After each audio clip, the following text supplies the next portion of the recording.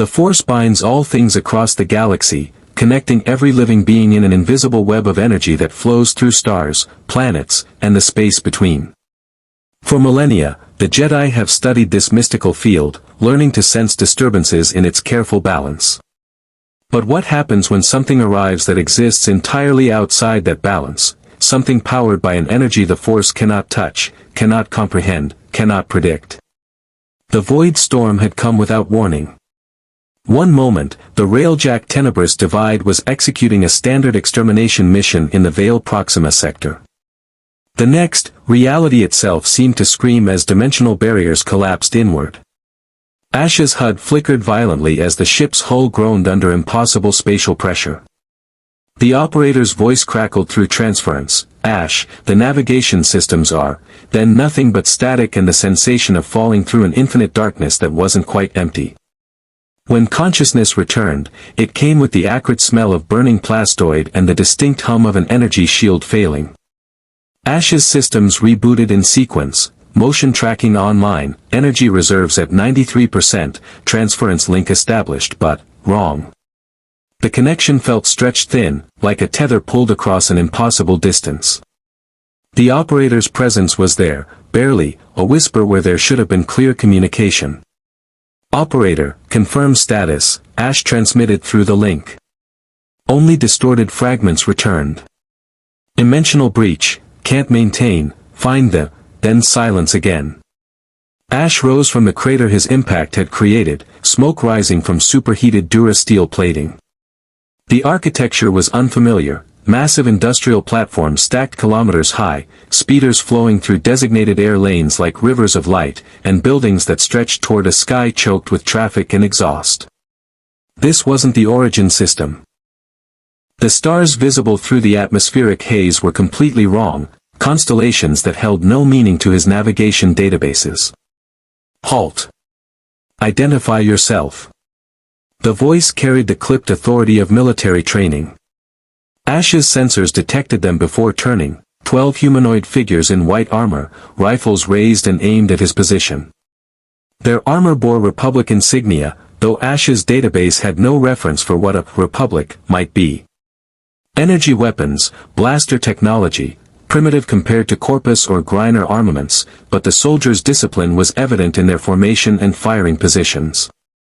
The lead soldier, designated by orange markings on his helmet, took a step forward. "This is Captain Rex of the 501st Legion. You will power down your weapons and surrender for processing. We have you surrounded." Ash's tactical overlay painted the scene in crystalline detail: 12 targets, elevated firing positions on 3 sides, escape routes through the ventilation systems or straight up through the traffic lanes.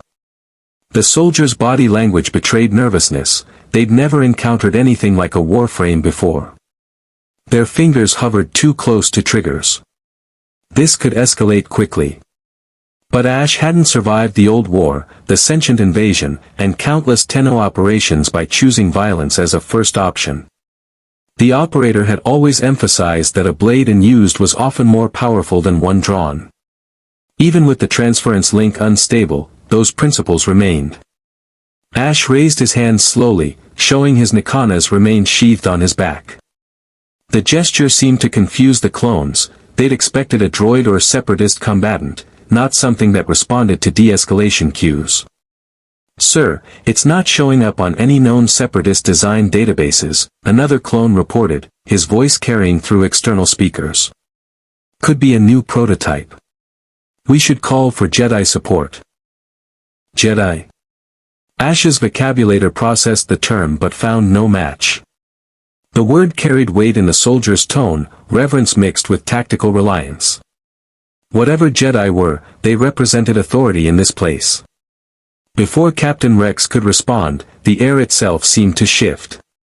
Ash's sensors detected nothing, no energy signature, no physical displacement, yet he felt it. A presence, vast and incomprehensible, pressing against reality like an ocean pressing against the hull of a submersible. It wasn't hostile, but it was aware. And it was focused directly on him. High above the industrial platform, standing on a sleek Republic gunship, Master Plo Koon extended his senses through the Force. The disturbance had rippled through Coruscant's ambient energy like a stone dropped in still water, and every force sensitive on the planet had felt it. Something had arrived that registered as neither life nor technology, neither light nor dark. The force flowed around it like water around a stone, unable to penetrate whatever field surrounded the figure in the crater. Master PLO, Ahsoka Tano's voice came through the comlink. We're reading some kind of dimensional anomaly at the impact site. The energy signatures don't match anything in Republic databases. PLO Kuhn's respirator hissed softly as he considered his Padawan's words. Dimensional anomaly was a generous term for what he sensed. The Force showed him possibilities, futures branching from this moment, but around this newcomer, those futures were clouded, uncertain. That concerned him more than any weapon might. Have the clones maintain their perimeter but do not engage, PLO Kuhn commanded. We will investigate this disturbance personally. Something tells me this is no ordinary separatist attack. Back in the crater, Ash's tactical systems flagged the approaching gunship. The transference link flickered again, and for a brief moment, he heard the operator's voice clearly. Ash, listen carefully. The connection is degrading. I don't know how long I can maintain transference across this distance. Whatever you need to do in this place, do it quickly. Find a way home before static consumed the rest. The Warframe stood perfectly still as the gunship descended, clones maintaining their firing positions, and somewhere in the distance, sirens began to wail. This galaxy operated on rules Ash didn't yet understand, powered by an energy that felt both alien and oddly familiar. The void had brought him here for a reason. The only question was whether he'd survive long enough to discover what that reason might be. Captain Rex watched the silent figure and felt something he rarely experienced, uncertainty. In his experience, enemies fought or fled. They didn't stand calmly with hands raised while displaying a combat frame that could probably cut through his entire squad in seconds. Whatever this thing was, it was playing a longer game. All units, weapons hot but hold fire, Rex ordered. Let's see what the Jedi make of our new friend. Ash's HUD tracked 15 more targets approaching from various vectors, all converging on his position. The smart play was to vanish, smoke screen would render him invisible, and he could navigate this urban maze until he understood the situation better. But something stopped him. Perhaps it was curiosity about these Jedi. Perhaps it was the recognition that he was utterly alone in an unfamiliar galaxy, and information was more valuable than stealth right now. Or perhaps, deep in whatever passed for a Warframe's consciousness, Ash recognized an opportunity. Wars created chaos, and chaos created opportunities for a blade in the dark to operate unseen, to complete whatever mission had brought him across the dimensional divide. The gunship touched down, and a figure in Jedi robes stepped out, orange skin marked with distinctive patterns, a breathing mask covering the lower face. The being moved with fluid grace, and that same vast presence Ash had felt earlier intensified. This was a Jedi. Master PLO Kuhn approached carefully, one hand resting near his lightsaber but not drawing it. I am Master PLO Kuhn of the Jedi Order. You are on Coruscant, capital of the Galactic Republic. I sense no malice from you, but you are something I have never encountered before. Will you speak with us peacefully? Ash's processing cores analyzed every variable. Peaceful cooperation meant intelligence gathering. It meant understanding this galaxy's factions, conflicts, and power structures. It meant buying time to stabilize the transference link and find a way home. The Warframe lowered his hands and spoke, his vocabulator translating intent into words that carried no emotion, only purpose. I am Ash. I am far from home. I will speak with you. If you want to see more characters enter the Star Wars galaxy, hit that subscribe button and drop the name of a character you'd want to see in the comments below. May the Force be with you. The clone troopers exchanged glances. Captain Rex's finger finally moved away from his trigger.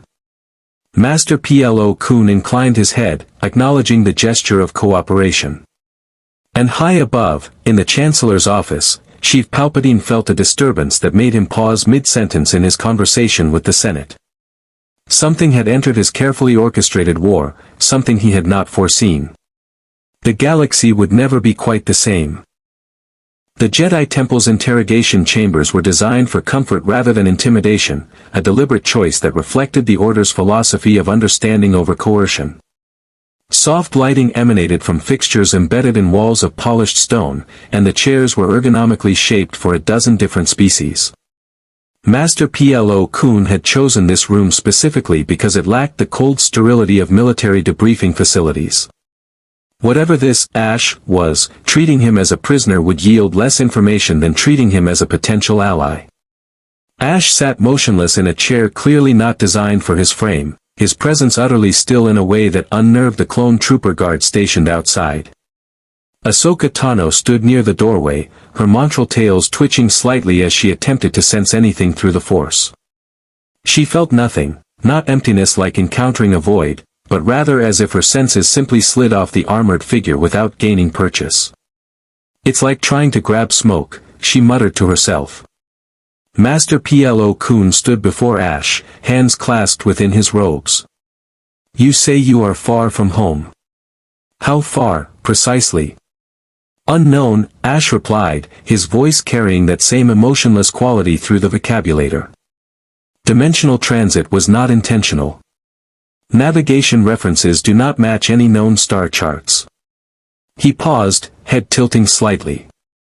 "What is the Force?" The question caught both Jedi off guard. Ahsoka's hand instinctively moved toward her lightsaber, not threateningly, but defensively. Beings who didn't know about the Force were rare in the Republic, and those who feigned ignorance often had ulterior motives. Plo Koon, however, saw opportunity in the question. The Force is an energy field created by all living things. It surrounds us, penetrates us, and binds the galaxy together. Those sensitive to it can sense emotions, predict danger, and influence the physical world. You ask because you cannot sense it. "I sense something," Ash admitted. His HUD had been analyzing the phenomenon since arriving on Coruscant. An energy field. Pervasive. Connected to biological entities. But it does not interact with void energy. He extended one hand, and for a moment, his gauntlet shimmered with something that looked like heat distortion but felt fundamentally wrong to Force-sensitive perception.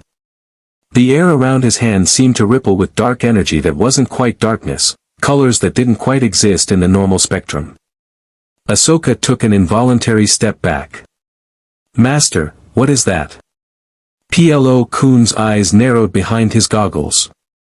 The energy radiating from Ash's hand wasn't dark side, it carried none of the corruption, anger, or malice that characterized Sith powers.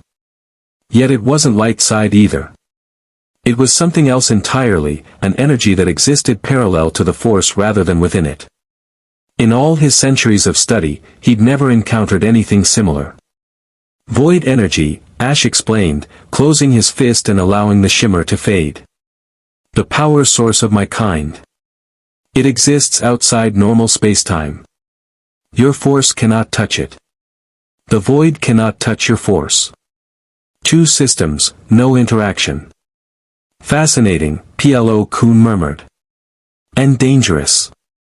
If what you say is true, you represent a blind spot in the Force itself. Nothing should be able to exist outside its influence." He moved to a viewing screen embedded in the wall and activated a holographic display of the galaxy. "This is the Republic, approximately 1,000 systems united under democratic governance. We are currently engaged in a galactic war against the Separatist Alliance, led by Count Dooku and backed by corporate interests."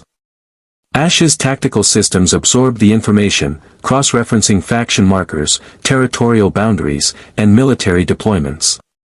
The strategic situation reminded him of Origin system conflicts, two major powers locked in attrition warfare, with civilians caught between.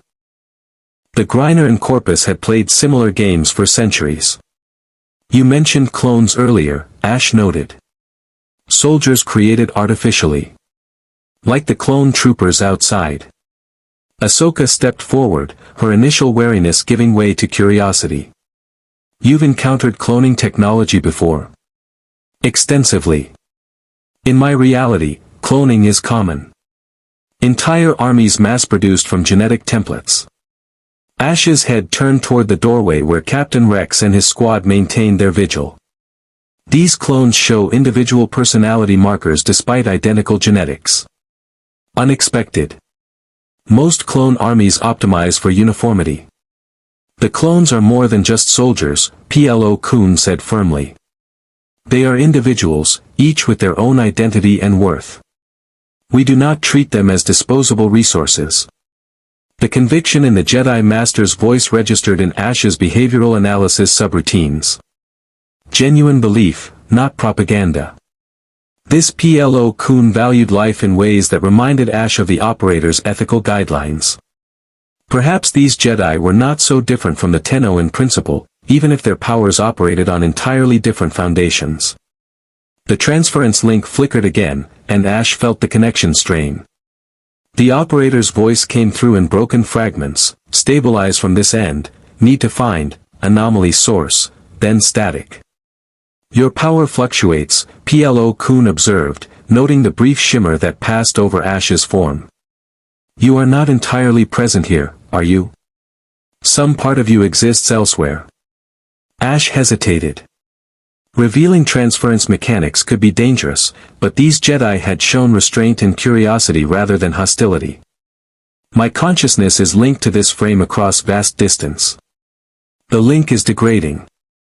If it fails completely, this body will operate autonomously, but with reduced effectiveness. A remote operator, Ahsoka breathed. You're being piloted by someone far away. That's incredible. Our droids have limited AI, but nothing with this level of sophistication and combat capability. I am not a droid, Ash corrected, his tone carrying the faintest edge. I am Warframe. Technocyte-infused, void-enhanced, designed for warfare but not limited to it. The operator guides, but I am not merely controlled. The distinction seemed important to him, Plo Koon noted. There was something almost defensive in that clarification, as if Ash's identity was bound up in being more than a machine. The Jedi Master filed that observation away, understanding what motivated this being could prove crucial in the days ahead. The Republic could use an ally with your capabilities, Plo Koon said carefully. The Separatists employ advanced battle droids, and their numbers are overwhelming our forces on multiple fronts. However, I will not ask you to fight in a war you do not understand. First, you must see what this conflict truly means. Ash processed the implied offer. Access to Republic resources, intelligence networks, and potentially technology that could help stabilize transference or locate the dimensional breach that brought him here. But alliance meant obligation, and the operator had taught him that wars were rarely as simple as the factions claimed. I will observe, Ash agreed. Learn your war. Then decide. Ahsoka grinned slightly. That's more than some senators do before picking sides. Her comlink chimed, and her expression shifted to concern as she listened to the incoming transmission. Master, we're needed in the council chambers. Immediately. Anakin's mission to Christophsis is encountering complications. Plo Koon nodded and turned back to Ash. You are free to move within the temple under observation. Learn what you can. But understand, if you prove to be a threat to the Republic or to innocent lives, the Jedi Order will stop you. Is that acceptable? Acceptable, Ash confirmed. The terms were reasonable, and he'd operated under tighter restrictions during Corpus infiltration missions. Besides, the temple would provide excellent intelligence gathering opportunities. As the Jedi departed, Captain Rex entered the chamber, his helmet tucked under one arm, revealing a face weathered beyond his chronological years. So you're staying a while then, Ash? The clone's tone carried cautious friendliness rather than suspicion. Fair warning, the temple's a maze if you're not used to it. Easy to get lost. I do not get lost, Ash replied simply, rising to his full height. The warframe stood nearly 2 meters tall, his sleek armor reflecting the chamber's ambient lighting in subtle ways that made his exact outline hard to define. Captain Rex. You fought without hesitation when you believed me hostile. Now you offer guidance. Why? Rex shrugged. Orders from General PLO. But also, you could have cut through my squad in the time it took us to blink. You didn't. In my book, that counts for something. He gestured toward the doorway. Come on. I'll show you the barracks level. If you're going to be around clones, you should understand who we are. Ash followed the clone trooper through corridors lined with ancient Jedi artifacts and modern holographic displays. The temple was a study in contrasts, millennia of tradition housed within cutting-edge technology. They passed Jedi of various species, younglings training with practice sabers, and administrative droids managing daily operations. Every being they encountered stopped to stare at the warframe, some with curiosity, others with poorly concealed unease. In the barracks, Ash observed clone troopers maintaining equipment, reviewing tactical data, and engaging in recreational activities during off-duty hours. Rex introduced him to several squad members, each displaying distinct personality quirks despite genetic uniformity. Fives was irreverent and questioning.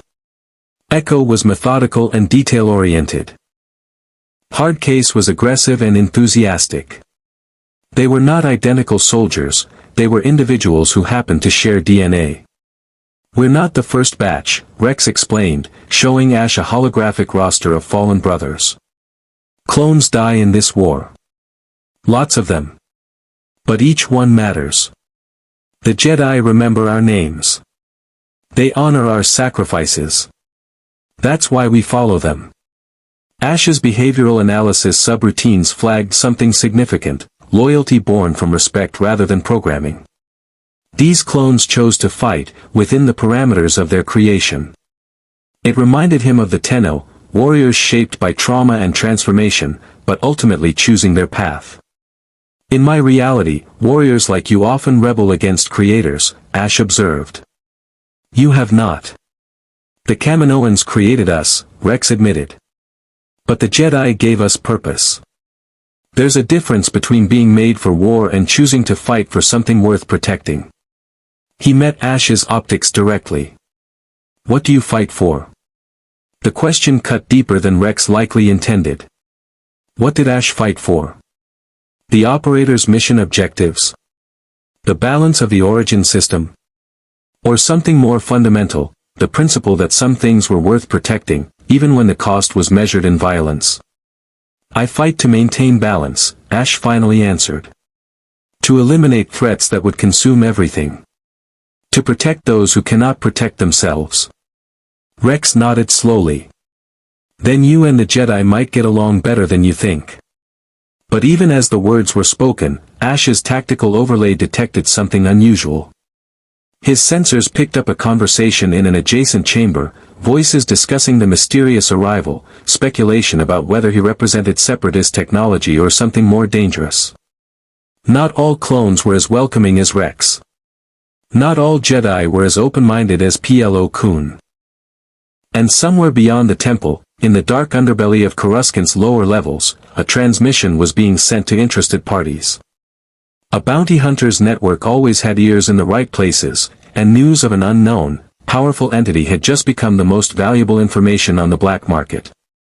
Cad Bane reviewed the holographic image captured by an informant's surveillance droid. The armored figure moved with lethal grace, displayed technology beyond current manufacturing capabilities, and had survived atmospheric entry without a ship. That kind of target commanded a premium price.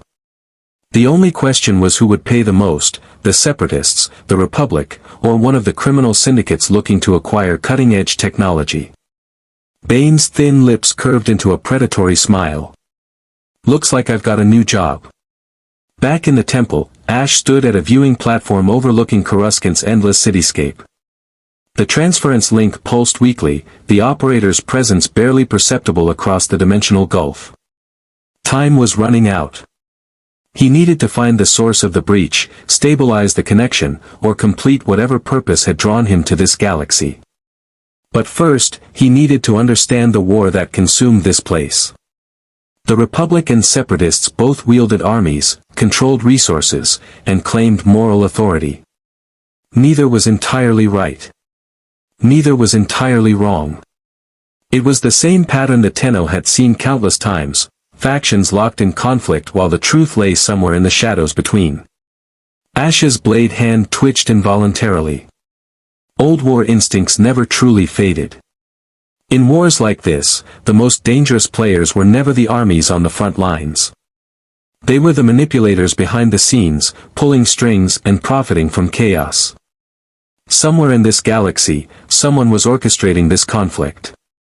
And if Ash had learned anything from centuries of Tenno operations, it was that the real enemy always hid in plain sight. 3 rotations had passed since Ash's arrival on Coruscant. The Warframe had used every moment to observe, catalog, and analyze the Republic's operations with the same methodical precision he'd applied to countless infiltration missions across the Origin system. The Jedi Temple's archives proved invaluable, millennia of recorded history, strategic databases, and cultural information that painted a comprehensive picture of galactic civilization. What Ash discovered troubled him more than he'd anticipated. The Clone Wars had erupted barely 2 years ago when the Separatist Alliance, led by former Jedi Master Count Dooku, withdrew from the Republic, citing corruption and inefficiency. The ensuing conflict had claimed billions of lives across thousands of systems. Battle droids clashed with clone troopers on worlds whose names Ash couldn't pronounce, and civilians paid the price in destroyed infrastructure and shattered economies. But the data patterns didn't align with organic political fragmentation. The war was too synchronized, too perfectly balanced. Neither side gained decisive advantage despite countless battles. Resources flowed through channels that benefited third parties.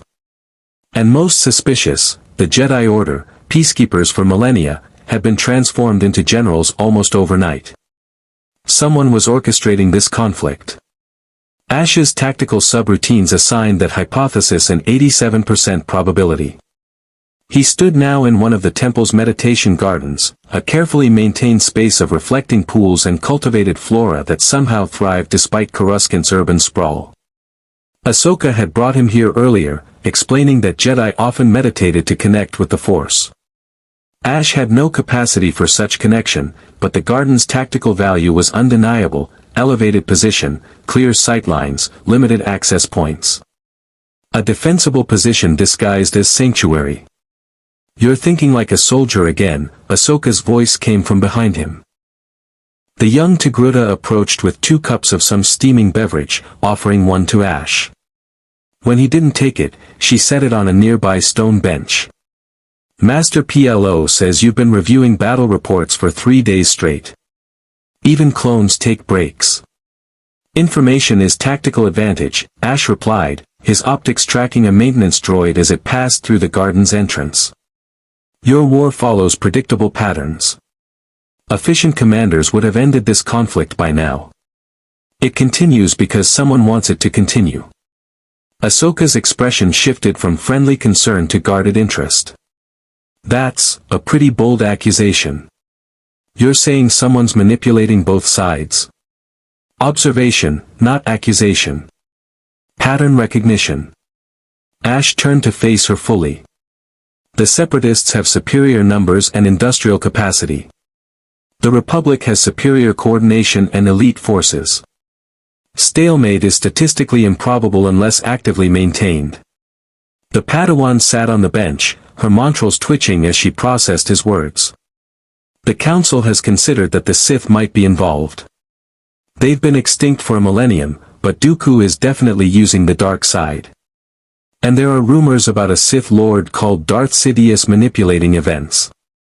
She paused, studying Ash's unreadable faceplate. "You see patterns we might be missing because you're outside the Force. That's valuable. Maybe that's why you're here." Before Ash could respond, his proximity sensors detected multiple contacts approaching rapidly. His tactical overlay painted them in amber, unknown entities, non-hostile positioning but moving with purpose. 6 figures materialized from the garden's shadows, their approach so silent that even Ahsoka hadn't detected them until they were within striking distance. Battle droids? No. These moved too fluidly, with organic unpredictability. Well now, a voice drawled with cold amusement. The infamous ghost that's got the whole temple talking. Gotta say, you're taller than the holo suggested. Cad Bane stepped into the light, his distinctive wide-brimmed hat casting shadows across blue-skinned features. Twin blaster pistols hung at his hips, and his posture radiated confident menace. Behind him, 5 bounty hunters fanned out in professional formation, a Trandoshan with a vibroblade, 2 humans with heavy blasters, a droid with integrated weapons systems, and a Rodian sniper taking position on an elevated walkway. Ahsoka's lightsabers ignited instantly, their green-yellow blades humming as she moved to a defensive stance. Cad Bane. How did you get past temple security? Same way I always do, little lady, Bane replied, eyes never leaving Ash. Credits and patience. Now, I'm gonna make this simple. My client wants the metal man here delivered intact. You Jedi step aside, nobody gets hurt. Well, nobody I care about. Ash's combat protocols activated automatically, threat assessment cascading across his HUD. Bane registered as primary threat, experienced combatant, augmented reflexes, multiple weapon systems. The others were standard mercenary profiles, dangerous but predictable. The real problem was collateral damage. Ahsoka was positioned between him and Bane's firing line. Civilian structures surrounded the garden.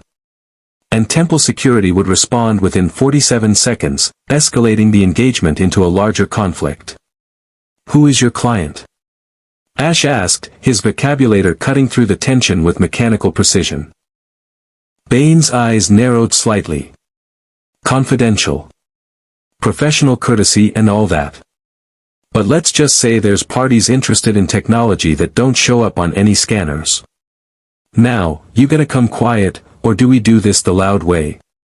The transference link pulsed weakly, and Ash felt the operator's fragmented warning, trap, dimensional signature, the connection stabilized for just a moment, and clarity flooded through. This wasn't random. Someone had tracked the void energy signature that accompanied his arrival. Someone with technology sophisticated enough to detect transdimensional phenomena. Which meant someone in this galaxy had encountered void energy before, or had access to sensors that shouldn't exist in this technological paradigm. Ahsoka Tano, Ash said calmly, withdraw to temple entrance. Alert security. This does not concern you. Like hell it doesn't. Ahsoka shot back, her blade steady. You're under Jedi protection. That means. Ash moved. One moment he stood motionless. The next, smoke screen erupted around him, a cloud of dense, distorting particles that rendered him completely invisible even to electronic sensors. Ahsoka felt displaced air as something fast brushed past her, and then the garden exploded into chaos. Bane fired 3 shots at where Ash had been standing, his augmented reflexes allowing him to track movement through the smoke. But Ash wasn't where his targeting computer predicted. The Warframe had already cleared the cloud, using shuriken to eliminate the Rodian sniper first, 3 razor-edged projectiles that struck with surgical precision, severing the sniper rifle's barrel and striking the Rodian's armor in non-lethal but incapacitating locations. The Trandoshan charged forward with a roar, vibroblade raised for a killing strike. Ash sidestepped with inhuman grace, caught the Trandoshan's wrist mid-swing, and used the creature's momentum to flip him directly into one of the human mercenaries. Both crashed into a reflecting pool with enough force to crack the basin's decorative stonework. Spread out, damn it! Bane snarled, firing suppression shots that forced Ash to vault behind a stone pillar. The bounty hunter's tactical assessment revised upward. This wasn't just advanced technology, this was combat experience measured in centuries. Forget capture protocols. Tag him with everything. The droid's integrated weapons spun up, unleashing a torrent of blaster fire that chewed through stone and flora with indiscriminate efficiency. Ahsoka deflected several bolts that came too close to civilian areas, her Jedi training taking over as she moved to protect bystanders rather than engage directly. Ash analyzed firing patterns, calculated trajectories, and identified the weakness in the droid's targeting algorithm, a 0.3-second delay between target acquisition and firing. Teleport would close the distance instantly, but he'd never tested void-based abilities in this dimension's physical laws. The risk was acceptable. He triggered teleport. Reality folded. For an instant, Ash existed in that space between spaces where the void touched material reality, a dimension of impossible geometry and colors that shouldn't exist. Then he materialized directly behind the combat droid, both Nikanas drawn in movements too fast for unaugmented eyes to follow. The droid separated into 7 pieces before its central processor registered the attack. Son of a, Bane's curse was cut off as Ash turned his attention to the bounty hunter. The Warframe's body language shifted subtly, Blade's stance changing to something that promised lethal intent rather than restraint. But Bane was a survivor. His jetpack ignited, launching him backward while his weapons laid down covering fire. This ain't over, Metal Man. My client pays better than your Jedi friends ever could. He triggered a thermal detonator, not aimed at Ash, but at the garden support structure. The explosion wasn't large, but it was precisely placed. Structural supports groaned as tons of decorative stone began collapsing inward. Civilians screamed. Ahsoka immediately switched focus to force pushing debris away from bystanders. And Cad Bane vanished into Coruscant skylanes, his remaining crew scattering in prearranged escape vectors. Ash could have pursued. His mobility systems would allow him to track Bane through the urban maze. But the operator's training emphasized mission priorities, and innocent lives outweighed target elimination. He moved with precision, using raw strength to brace collapsing sections while Ahsoka directed panicked civilians to safety. When temple security arrived, Jedi Knights and clone troopers flooding the garden, they found Ash standing amid the wreckage, holding a multi-ton stone beam on his shoulders while Ahsoka guided the last civilians clear. Only when everyone was safe did he allow the structure to collapse harmlessly into the empty reflecting pool. Master Plo Koon arrived moments later, his respirator hissing softly as he surveyed the damage. Report. Cad Bane, Ahsoka explained, deactivating her lightsabers. He was after Ash. Had a full crew with him. They knew exactly where to find us and when. She looked at the Warframe with new respect. He could have killed them all. He didn't. Unnecessary deaths serve no tactical purpose, Ash stated, his tone unchanged despite the combat exertion. But something in his posture had shifted, a tension that hadn't existed before. Bane mentioned a client. Someone with technology capable of tracking void energy signatures. That should not be possible in this galaxy. Plo Koon's expression became grave. Come. We must discuss this with the Council immediately. As they walked through the damaged garden, Ahsoka fell into step beside Ash. You saved those people. The clones are saying you're some kind of separatist superweapon, but I saw what you did. You're not a weapon. You're a protector. Weapons can protect, Ash replied quietly. It is the hand that wields them that determines purpose. Yeah, well, whoever's holding your hand. They taught you right. But even as they entered the council chambers, Ash's tactical systems were processing disturbing data. Cad Bane's technology had included sensor equipment specifically calibrated to detect void energy. The client had known exactly what to look for and where to find it. Which meant someone in this galaxy understood dimensional physics at a level that rivaled Orokin science. In the Chancellor's office, far above the Temple District, Sheev Palpatine reviewed holographic footage of the garden battle with calculating interest. Darth Sidious had felt the disturbance 3 days ago, something that existed outside the Force, beyond his ability to predict or manipulate. That made it either a threat to his plans or a potential asset. Magnificent, he murmured, watching Ash dismantle Bane's crew with clinical efficiency. Such power, operating entirely outside the Chosen One's destiny. Yes, this requires careful attention. He activated a secure comlink, and a hologram materialized, Count Dooku's aristocratic features rendered in flickering blue light. My apprentice, Palpatine began, I have a task for you. There is a being on Coruscant, one that may prove useful to our designs. Approach him carefully. Offer him what the Jedi cannot, answers about his presence here, and perhaps, a way home. Dooku's expression remained neutral, but his interest was evident. You believe he can be turned? I believe he is a variable outside the Force's design. Such variables can be redirected. Palpatine's smile held no warmth. And if he cannot be turned, he must be eliminated before he disrupts Order 66. See to it personally.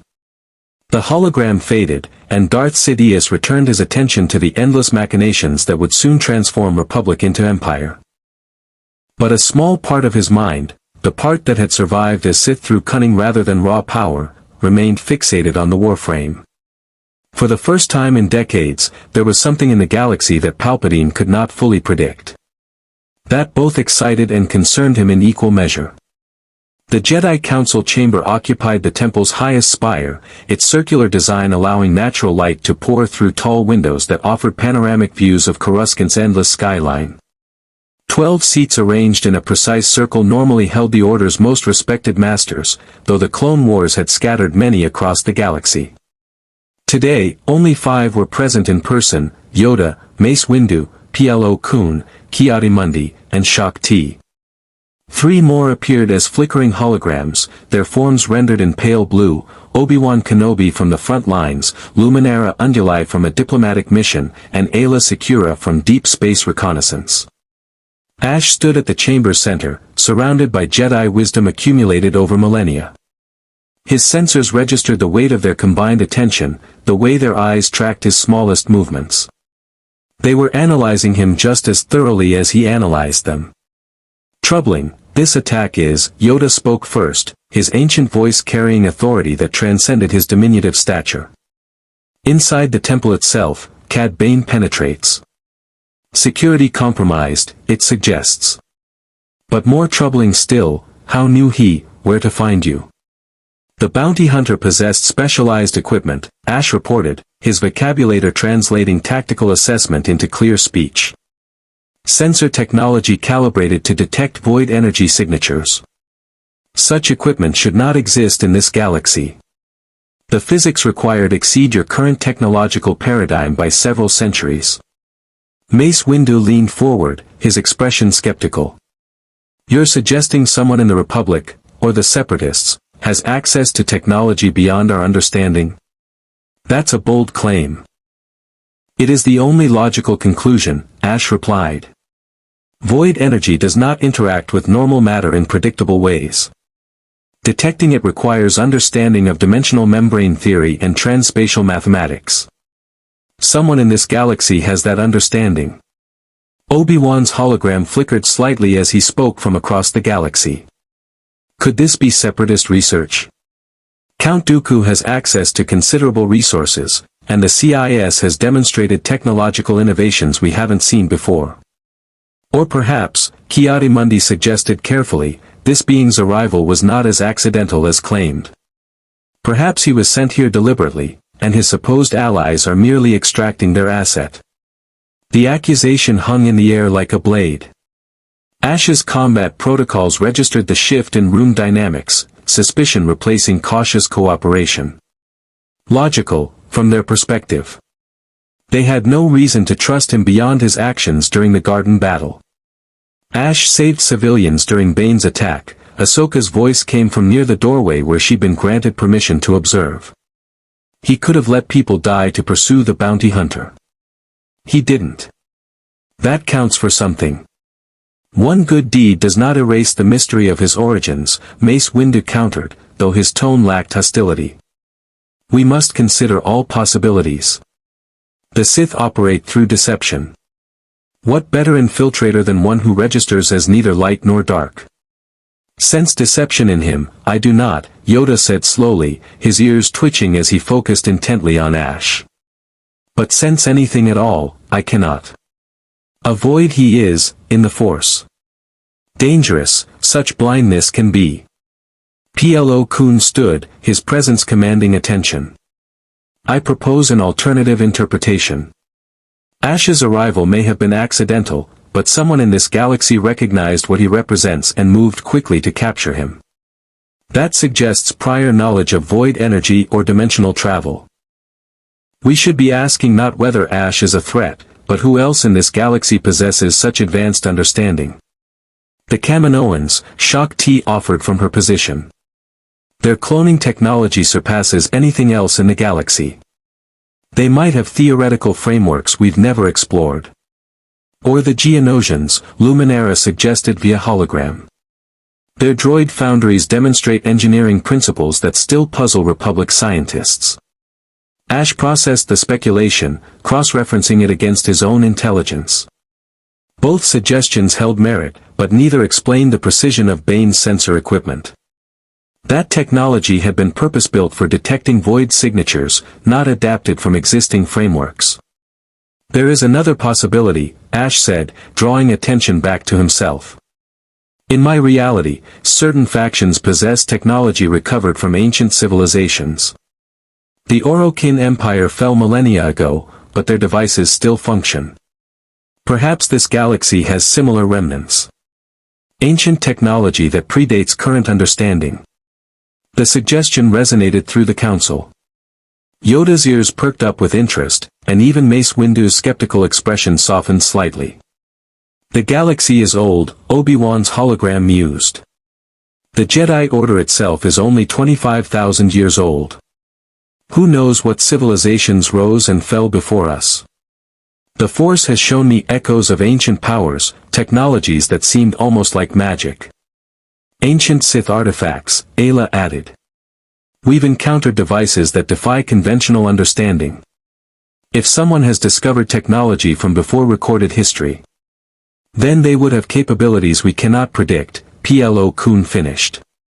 Which returns us to the central question, who is Cad Bane's client? Ash's tactical subroutines had been analyzing that question since the Garden attack.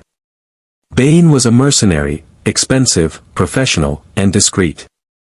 His client list would include separatist leadership, criminal syndicates, and possibly Republic figures operating through intermediaries. But the specialized equipment suggested someone with both vast resources and obscure knowledge. Bane mentioned his client wanted me delivered intact, Ash noted. Not destroyed. Not studied posthumously. Intact. That implies intention to communicate or negotiate, not simply acquire technology. Or to turn you against us, Mace Windu said bluntly. Offer you answers about your arrival, promise you a way home, gain your cooperation against the Republic. The accusation was logical. Ash had no inherent loyalty to the Republic or its war. His objectives were simple, stabilize Transference, understand why the Void had brought him here, and find a way back to the origin system. If someone offered concrete assistance toward those goals, what reason would he have to refuse? The operator's voice flickered through the degrading connection, trust carefully, everyone has agenda. The Jedi Order cannot offer you what you seek, Yoda said, his tone gentle but honest. Send you home, we cannot. Understand your void energy, we do not. Help you, we wish to. But resources limited are, in time of war. However, Plo Koon added, we can offer you something equally valuable, purpose while you search for answers.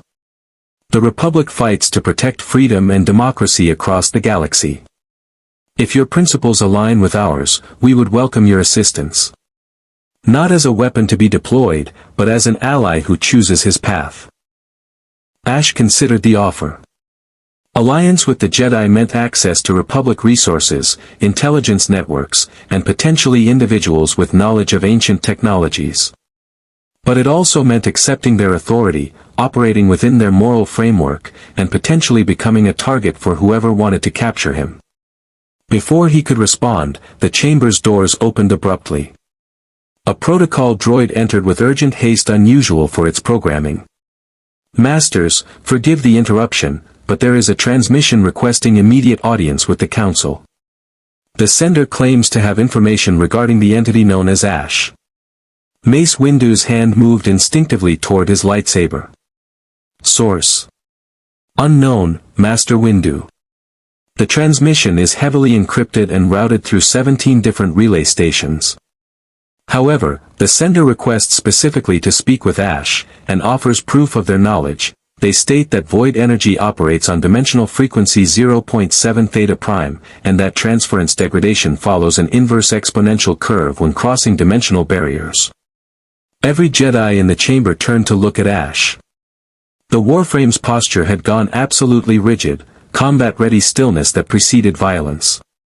Because those specific technical parameters were classified Tenno information, known only to operators and high-level Cephalon databases. How, Ash's vocabulary carried an edge that hadn't been present before. Does someone in this galaxy know Orokin dimensional mathematics? Perhaps, a new voice said as the transmission activated, you should ask me directly. The hologram that materialized wasn't Cad Bane. It was something far more concerning, a figure in elegant robes, silver hair framing aristocratic features, and eyes that held centuries of knowledge and carefully controlled power.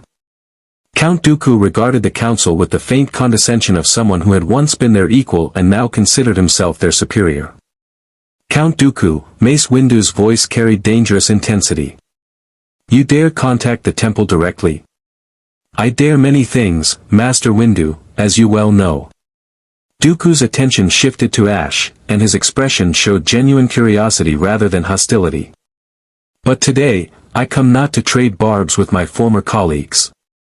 I come to speak with the traveler from beyond our dimensional boundaries. Ash, I believe you call yourself. How do you know Orokin technical specifications? Ash demanded, his blade hand twitching involuntarily. The mention of dimensional frequencies wasn't common knowledge even among Tenno, it was high-level theoretical data that most operators never needed to access. Because, my dear Warframe, I have spent decades studying what the Jedi refuse to acknowledge, that the Force is not the only power in existence. Dooku's smile held no warmth. The Sith understand that knowledge comes from exploration of forbidden territories. 20 years ago, I discovered ruins on a world whose name has been erased from all Republic records. Within those ruins, I found technology and mathematical frameworks that should not exist in our galaxy. Technology that references something called the Void, and warnings about beings who traverse dimensional barriers. The council erupted into overlapping conversation. Yoda silenced them with a raised hand, his ancient eyes fixed on Dooku's hologram. Ruins you speak of, Yoda said slowly. Show them to the council, you did not. The hologram that materialized wasn't Cad Bane. It was something far more concerning, a figure in elegant robes, silver hair framing aristocratic features, and eyes that held centuries of knowledge and carefully controlled power. Count Dooku regarded the council with the faint condescension of someone who had once been their equal and now considered himself their superior. Count Dooku, Mace Windu's voice carried dangerous intensity. You dare contact the temple directly? I dare many things, Master Windu, as you well know. Dooku's attention shifted to Ash, and his expression showed genuine curiosity rather than hostility. But today, I come not to trade barbs with my former colleagues. I come to speak with the traveler from beyond our dimensional boundaries. Ash, I believe you call yourself. How do you know Orokin technical specifications? Ash demanded, his blade hand twitching involuntarily. The mention of dimensional frequencies wasn't common knowledge even among Tenno, it was high-level theoretical data that most operators never needed to access. Because, my dear Warframe, I have spent decades studying what the Jedi refuse to acknowledge, that the Force is not the only power in existence. Dooku's smile held no warmth. The Sith understand that knowledge comes from exploration of forbidden territories. 20 years ago, I discovered ruins on a world whose name has been erased from all Republic records. Within those ruins, I found technology and mathematical frameworks that should not exist in our galaxy. Technology that references something called the Void, and warnings about beings who traverse dimensional barriers. The council erupted into overlapping conversation. Yoda silenced them with a raised hand, his ancient eyes fixed on Dooku's hologram. Ruins you speak of, Yoda said slowly. Show them to the Council, you did not. Would you have believed me, Master Yoda? Dooku's tone carried old bitterness.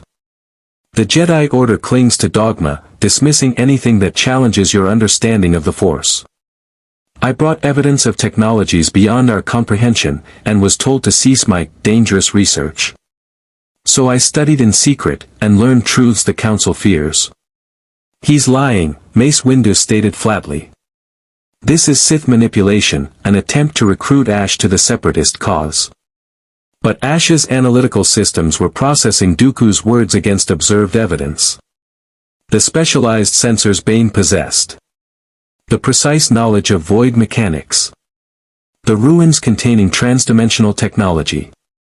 If Dooku was lying, he'd constructed an elaborate fiction based on impossibly accurate technical data. What do you want? Ash asked directly. To offer you what the Jedi cannot, Dooku replied. Answers. The ruins I discovered contain not just technology, but records. Information about previous dimensional travelers, and more importantly, mechanisms that might allow you to return home. But accessing those ruins requires cooperation. They respond only to void energy, something neither Jedi nor Sith possess. A trap, Plo Koon said firmly. He's baiting you. Perhaps, Dooku acknowledged with infuriating calm. Or perhaps I'm offering you the only path back to your reality. The choice, Ash, is yours. Remain with the Jedi, who value your combat abilities but cannot help you return home. Or work with me, gain access to ruins that may hold the answers you seek, and afterwards, choose freely whether to remain in our conflict or depart. The transference link pulsed weakly, the operator's voice barely audible. Careful, smells like ambush, but information might be real. Ash stood at a decision point. Alliance with the Jedi offered moral clarity and righteous purpose, but no solution to his primary objective. Dooku offered concrete answers and potential return home, but serving as Sith Lord would compromise principles the operator had instilled across centuries of operations. I require proof, Ash stated. Evidence that these ruins exist and contain relevant data. Dooku's smile widened slightly. Of course. I would expect nothing less from one trained in tactical assessment. He transmitted a data packet that materialized as holographic images, ancient structures carved with mathematical formulas that matched Orokin notation, energy readings consistent with dimensional boundary erosion, and partial translations of inscriptions that referenced warriors from beyond, and void-touched travelers. The evidence was compelling. Too compelling. 24 hours, Ash said. I will consider your offer and provide an answer. Unacceptable. Mace Windu stood abruptly. You cannot seriously be considering working with a Sith Lord. I am considering all options for completing my mission, Ash replied evenly. The operator taught me that tactical flexibility supersedes rigid ideology. I will not commit to any faction until I understand the complete tactical situation. Dooku's hologram inclined his head. A wise approach. I await your decision, Ash. And I trust the Jedi will not attempt to influence your choice through coercion. That would be most disappointing. The transmission ended, leaving silence in its wake. Yoda's ears drooped slightly. Dangerous path, this is. Trust Dooku, you cannot. But understand your position, I do. Lost you are, answers you seek. Patience you must have. But patience was a luxury Ash didn't possess. The transference link degraded with every passing hour. Soon, the connection would fail entirely, and he would be trapped in this dimension as little more than an autonomous war machine, cut off from the operator's guidance and the principles that define Tenno existence. I will meditate on this decision, Ash said, using terminology the Jedi would understand. Permission to access temple archives for additional research. Plo Koon nodded slowly. Granted. But Ash, whatever you decide, remember that the Separatists are responsible for billions of deaths. Count Dooku may offer you answers, but the price may be higher than you imagine. As Ash departed the council chambers, Ahsoka caught up to him in the corridor. "You're really thinking about it, aren't you? Going with Dooku?" "I am thinking about all variables," Ash confirmed. "This galaxy's conflicts are not mine. My loyalty is to the operator and the Tenno principles. If Dooku possesses information that allows me to return home and continue serving that purpose, refusing would be tactically unsound." "But he's Sith," Ahsoka pressed. "The dark side corrupts everything it touches.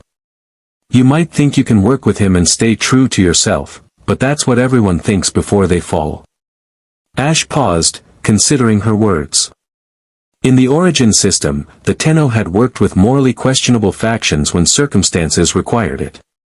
Corpus, Griner defectors, even sentient fragments when larger threats emerged. The key was maintaining independence, never becoming fully compromised by any single faction's agenda. "I have fought corruption before," Ash said quietly. "The infestation spreads through biological and technological systems, turning everything it touches into monsters. I have walked through infested ships and emerged unchanged because I understand what I am and what I stand for. Dooku's dark side is similar. Dangerous, but not inevitable." "I hope you're right," Ahsoka replied, genuine concern in her voice. "Because if you're wrong, the galaxy just gained a Sith weapon unlike anything we've ever faced." She was right to be concerned. Ash's combat capabilities, combined with void energy that operated outside force detection, would make him a devastating asset for either side of this war. The real question wasn't whether he could resist corruption, it was whether he should involve himself in this conflict at all. But as Ash accessed the temple archives that evening, searching for any historical records of dimensional travelers or ancient ruins, he found something unexpected, a data file that had been corrupted and partially recovered, referencing a void prophecy dating back 12,000 years. The fragments were nearly incomprehensible, but one phrase repeated across multiple corrupted sections. "When the Voidborn walks among the stars, the great deception nears its culmination." Ash's processors flagged the file for deeper analysis. Prophecy was superstition, pattern seeking in random data. But the timing was suspicious, a prophecy about void travelers, discovered just as he arrived in this galaxy. Somewhere in the Force, futures branched and converged. Yoda felt them that night, possible paths radiating from a single decision point. In many futures, Ash fought beside the Jedi, his blades cutting through droid armies and protecting the innocent. In others, he stood with Dooku, dark power amplifying void energy into something terrible and beautiful. But in a handful of futures, the ones that troubled Yoda most, Ash walked an entirely different path. Neither Jedi nor Sith. Neither Republic nor Separatist. A third way that the Force could not clearly show, obscured by the very void energy that defined him. Those futures ended in fire and transformation. And Yoda could not tell if that transformation would save the galaxy or doom it. The decision came at dawn. Ash stood alone on one of the temple's meditation platforms as Coruscant's artificial sun began its cycle, casting orange and purple light across endless kilometers of cityscape. The transference link had weakened further during the night, the operator's presence now barely a whisper of consciousness at the edge of perception. Soon, the connection would fail entirely, and Ash would truly be alone in this dimension. 24 hours of analysis had yielded uncomfortable conclusions. The Jedi offered moral righteousness but no practical path home. Dooku offered answers but demanded cooperation with a conflict Ash didn't understand or support. Both options required compromise. Both carried risk. The operator had taught him that when faced with two bad options, sometimes the correct choice was to create a third. "You've made your decision." Master Plo Koon's voice came from behind, his approach silent despite his size. The Keldor Jedi joined Ash at the platform's edge, looking out over the waking city. "Your body language changed 3 hours ago. You stopped analyzing and started planning." Observant, Ash acknowledged. "The Jedi train perception well." "We train many things well," Plo Koon replied. "But wisdom often comes from experience rather than instruction. I have lived for many decades, Ash. I have seen beings face impossible choices and watched how those choices define them. What have you decided? Ash was silent for a long moment, his processors running through final contingency protocols. I will investigate Dooku's ruins. But not as his ally. Not as his servant. As an independent operator pursuing my own objectives. He will not allow that, Plo Koon warned. Count Dooku manipulates through partial truths and careful omissions. He will frame the arrangement to serve his purposes, regardless of what you believe you've negotiated. Then I will be cautious, Ash said.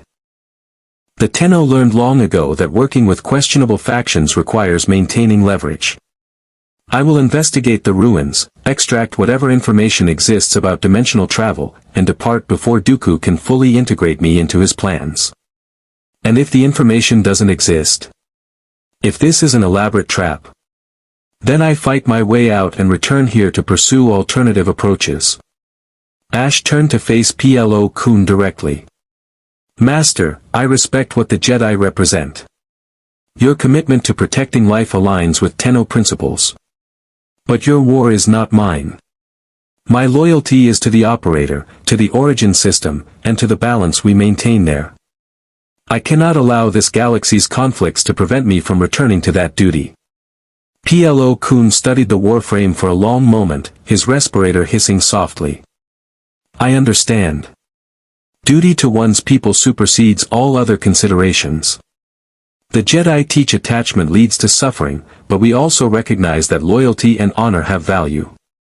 He placed a hand on Ash's shoulder, a gesture of respect between warriors. Go then. Investigate these ruins. But know that the Jedi will not abandon you to the dark side's corruption. If you need extraction, if Dooku's trap closes around you, call for us. We will come. The gesture touched something in Ash's behavioral matrices, recognition that earned respect transcended faction boundaries. I will remember that. Plo Koon departed, leaving Ash to transmit his decision through encrypted channels Dooku had provided. The response came within minutes, coordinates to a remote system in the Outer Rim, far from Republic or Separatist territory, and instructions to come alone. As Ash prepared to depart, Ahsoka intercepted him in the temple's hangar bay. The young Togrutta's expression was conflicted, torn between concern and understanding. So you're really doing this, she said, not quite a question. I am, Ash confirmed, checking his equipment one final time. His nikanas were freshly sharpened, his systems fully charged, and his arsenal loaded with ammunition appropriate for unknown threats. Your council has assigned you to monitor my departure. No, Ahsoka replied. I came because I wanted to say I get it. Everyone keeps telling you what to do, what side to choose, what the right decision is. But you're the only one who actually has to live with the consequences. She held out a small device, a Republic emergency beacon. Take this. If things go sideways, activate it. I'll come get you myself if I have to. Ash accepted the beacon, recognizing the significance of the gesture. Ahsoka was offering trust despite her master's concerns, betting on her judgment of his character rather than political calculation. It reminded him of how operators trusted their warframes, not because of programming, but because of proven reliability through countless battles. Thank you, Ash said simply. I will not activate this unless circumstances are truly desperate. Just come back, okay? One way or another. Ahsoka managed a slight smile. The temple's been a lot more interesting since you showed up. I'd hate for that to end.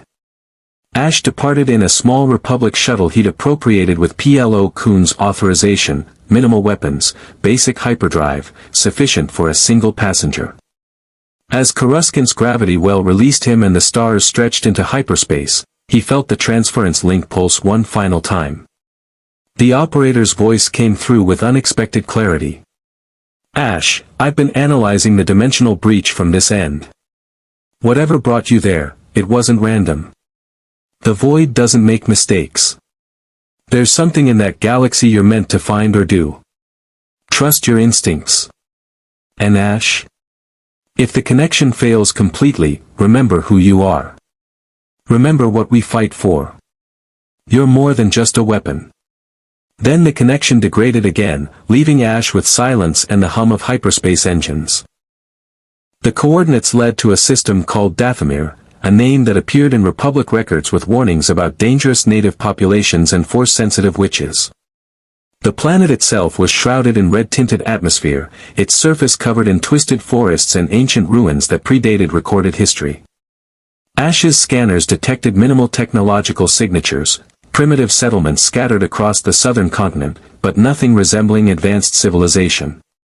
Count Dooku's ship was already in orbit, an elegant solar sailor that spoke of wealth and refined taste. The transmission that followed was predictably courteous. "Welcome, Ash. Please, land at the coordinates I'm transmitting. I promise you'll find our meeting illuminating." The landing site was nestled in a canyon carved from black stone, surrounded by vegetation that seemed to writhe with unnatural life. Ash's biological scanners flagged the flora as aggressive and potentially carnivorous. Lovely. Dooku waited at the canyon center, standing before a massive doorway carved directly into the cliff face. The entrance was covered in symbols that matched nothing in Republic databases, but Ash's Orokin recognition protocols flagged them immediately: dimensional mathematics. Void resonance equations. Warning glyphs about membrane instability. This was real. Dooku hadn't been lying. "Magnificent, isn't it?" Dooku said as Ash approached, the Sith Lord making no threatening moves. "I discovered this place 23 years ago, purely by accident while investigating reports of dark side artifacts. But what I found was far more significant than ancient Sith relics." He gestured to the doorway. "These ruins are at least 50,000 years old, possibly older.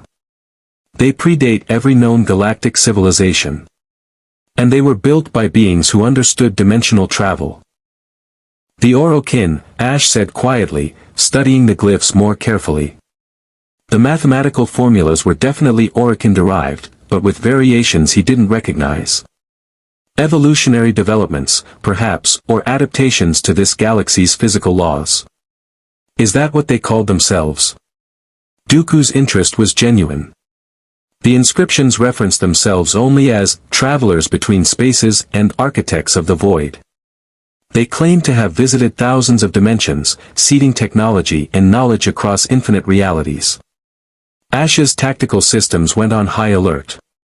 If Dooku was correct, if the Orokin or a related civilization had visited this galaxy millennia ago, then dimensional travel between realities wasn't theoretical. It was proven. Which meant returning home was possible, if he could access the right technology. "The entrance won't open for me," Dooku continued, his tone carrying frustration. "I've spent 2 decades attempting to breach these doors. Force techniques, plasma cutters, thermal charges, nothing works. The doors respond only to one energy signature." He looked at Ash meaningfully. "Void energy." "Convenient," Ash observed, his suspicion evident. "You discover ruins that require my specific abilities just as I arrive in your galaxy. The probability of coincidence is negligible." "I agree completely," Dooku said, surprising him. "Which is why I believe your arrival here was not accidental. Something drew you to this galaxy specifically because these ruins exist.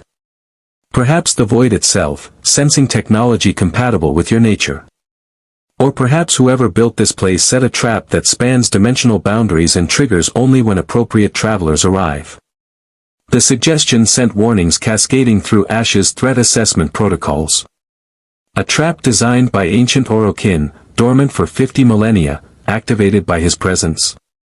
It sounded paranoid. It also sounded exactly like something the Orokin would do. "You want me to open the doors," Ash stated. "You believe the ruins contain technology you can use." "I want many things," Dooku replied with aristocratic calm. "But primarily, I want knowledge. The Jedi hoard information and declare entire fields of study forbidden.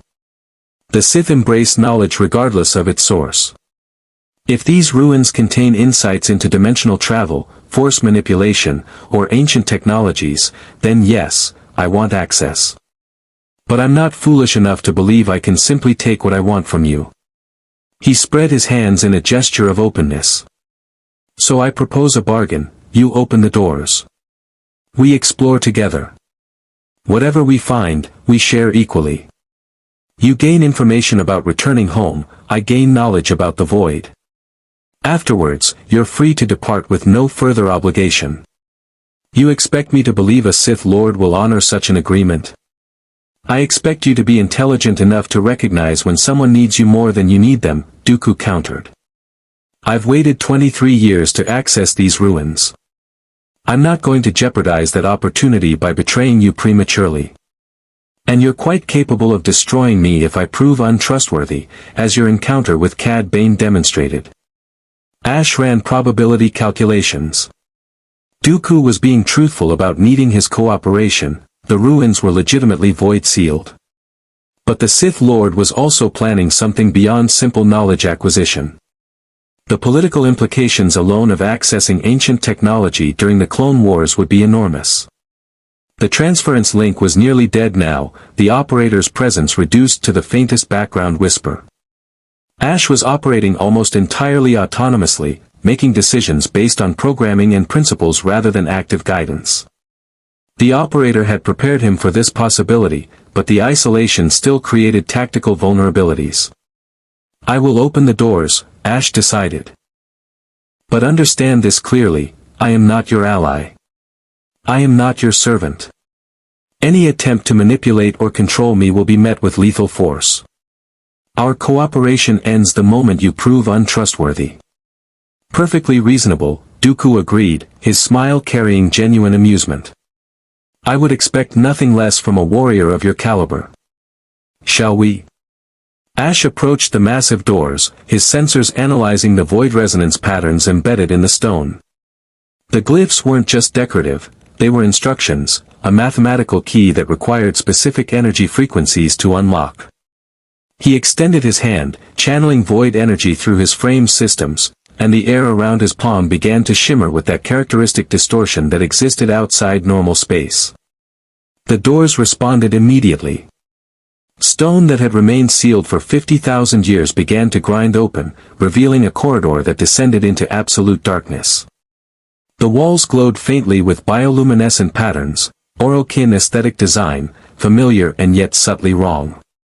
This wasn't purely Orokin construction. It was something hybrid, Orokin technology merged with principles Ash didn't recognize. Extraordinary, Dooku breathed, igniting his crimson lightsaber to provide additional illumination. After all these years. They descended together, Sith Lord and void-touched Warframe, unlikely allies pursuing incompatible goals. The corridor stretched for hundreds of meters, walls covered in inscriptions that documented the builder's purpose. Ash translated as they walked, his Orokin linguistic databases parsing ancient text. We are the bridges between realities.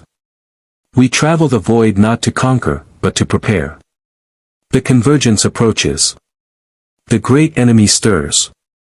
We seed knowledge across dimensions so that when the final war comes, warriors will be ready. What great enemy? Dooku asked, his tactical mind immediately recognizing military significance. Unknown, Ash replied, but his processors were flagging correlations. The sentience. The old war. The man in the wall. The Orokin had faced existential threats that nearly destroyed their empire. Was this ancient outpost part of that preparation? The corridor opened into a vast chamber that defied architectural logic. The space was too large to fit within the cliff they'd entered, suggesting dimensional manipulation had expanded the interior beyond normal spatial constraints. At the chamber's center stood a device that resembled both Orokin technology and something far older, a circular platform surrounded by 9 pillars, each carved with different mathematical formulas. A gateway, Ash recognized immediately. Dimensional transit device. This is how they traveled between realities. Can you activate it? Dooku asked, barely containing his excitement. But before Ash could respond, the chamber's ambient lighting intensified, and a holographic figure materialized above the platform, humanoid but distinctly not human, with features that suggested both elegance and alien geometry. The hologram spoke in a language Ash recognized instantly, pure Orokin, untainted by centuries of linguistic drift.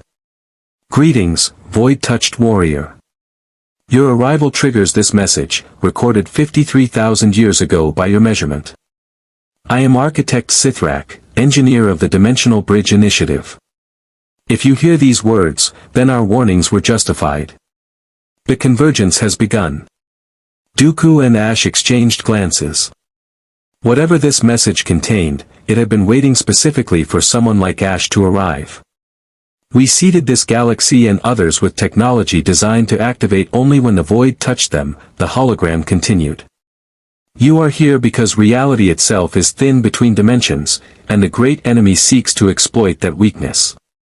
You must understand, your presence in this galaxy is not accidental.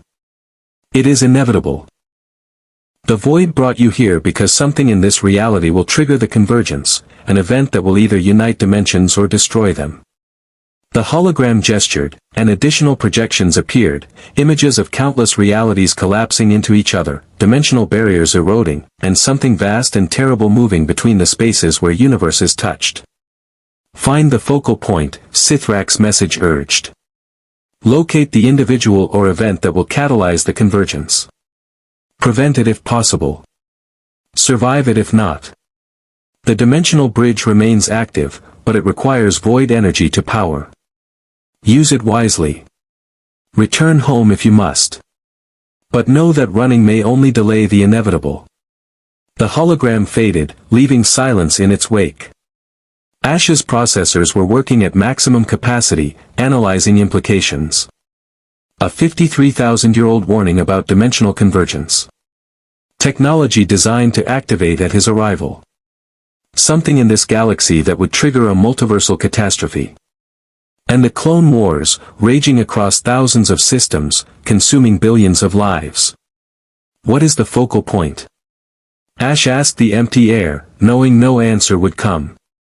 But Dooku's expression had shifted from excited curiosity to calculating intensity. The Sith Lord was connecting dots, running strategic scenarios, and arriving at a conclusion that made his eyes gleam with dark ambition. "The Chosen One," Dooku said quietly. "The Jedi believe Anakin Skywalker will bring balance to the Force. What if balance means something far more significant than they realize? What if he's the focal point, the individual whose actions will either unite or destroy dimensional barriers?" Ash considered the hypothesis. He'd heard references to this Chosen One during his time in the temple, but had dismissed it as religious dogma. If Dooku was correct, however, then Anakin Skywalker wasn't just important to this galaxy's force, he was a multiversal threat or savior.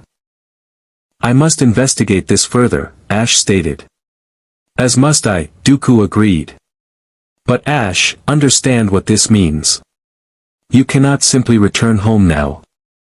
Not until we determine whether this convergence can be prevented. Your galaxy and mine may be linked in ways neither of us anticipated."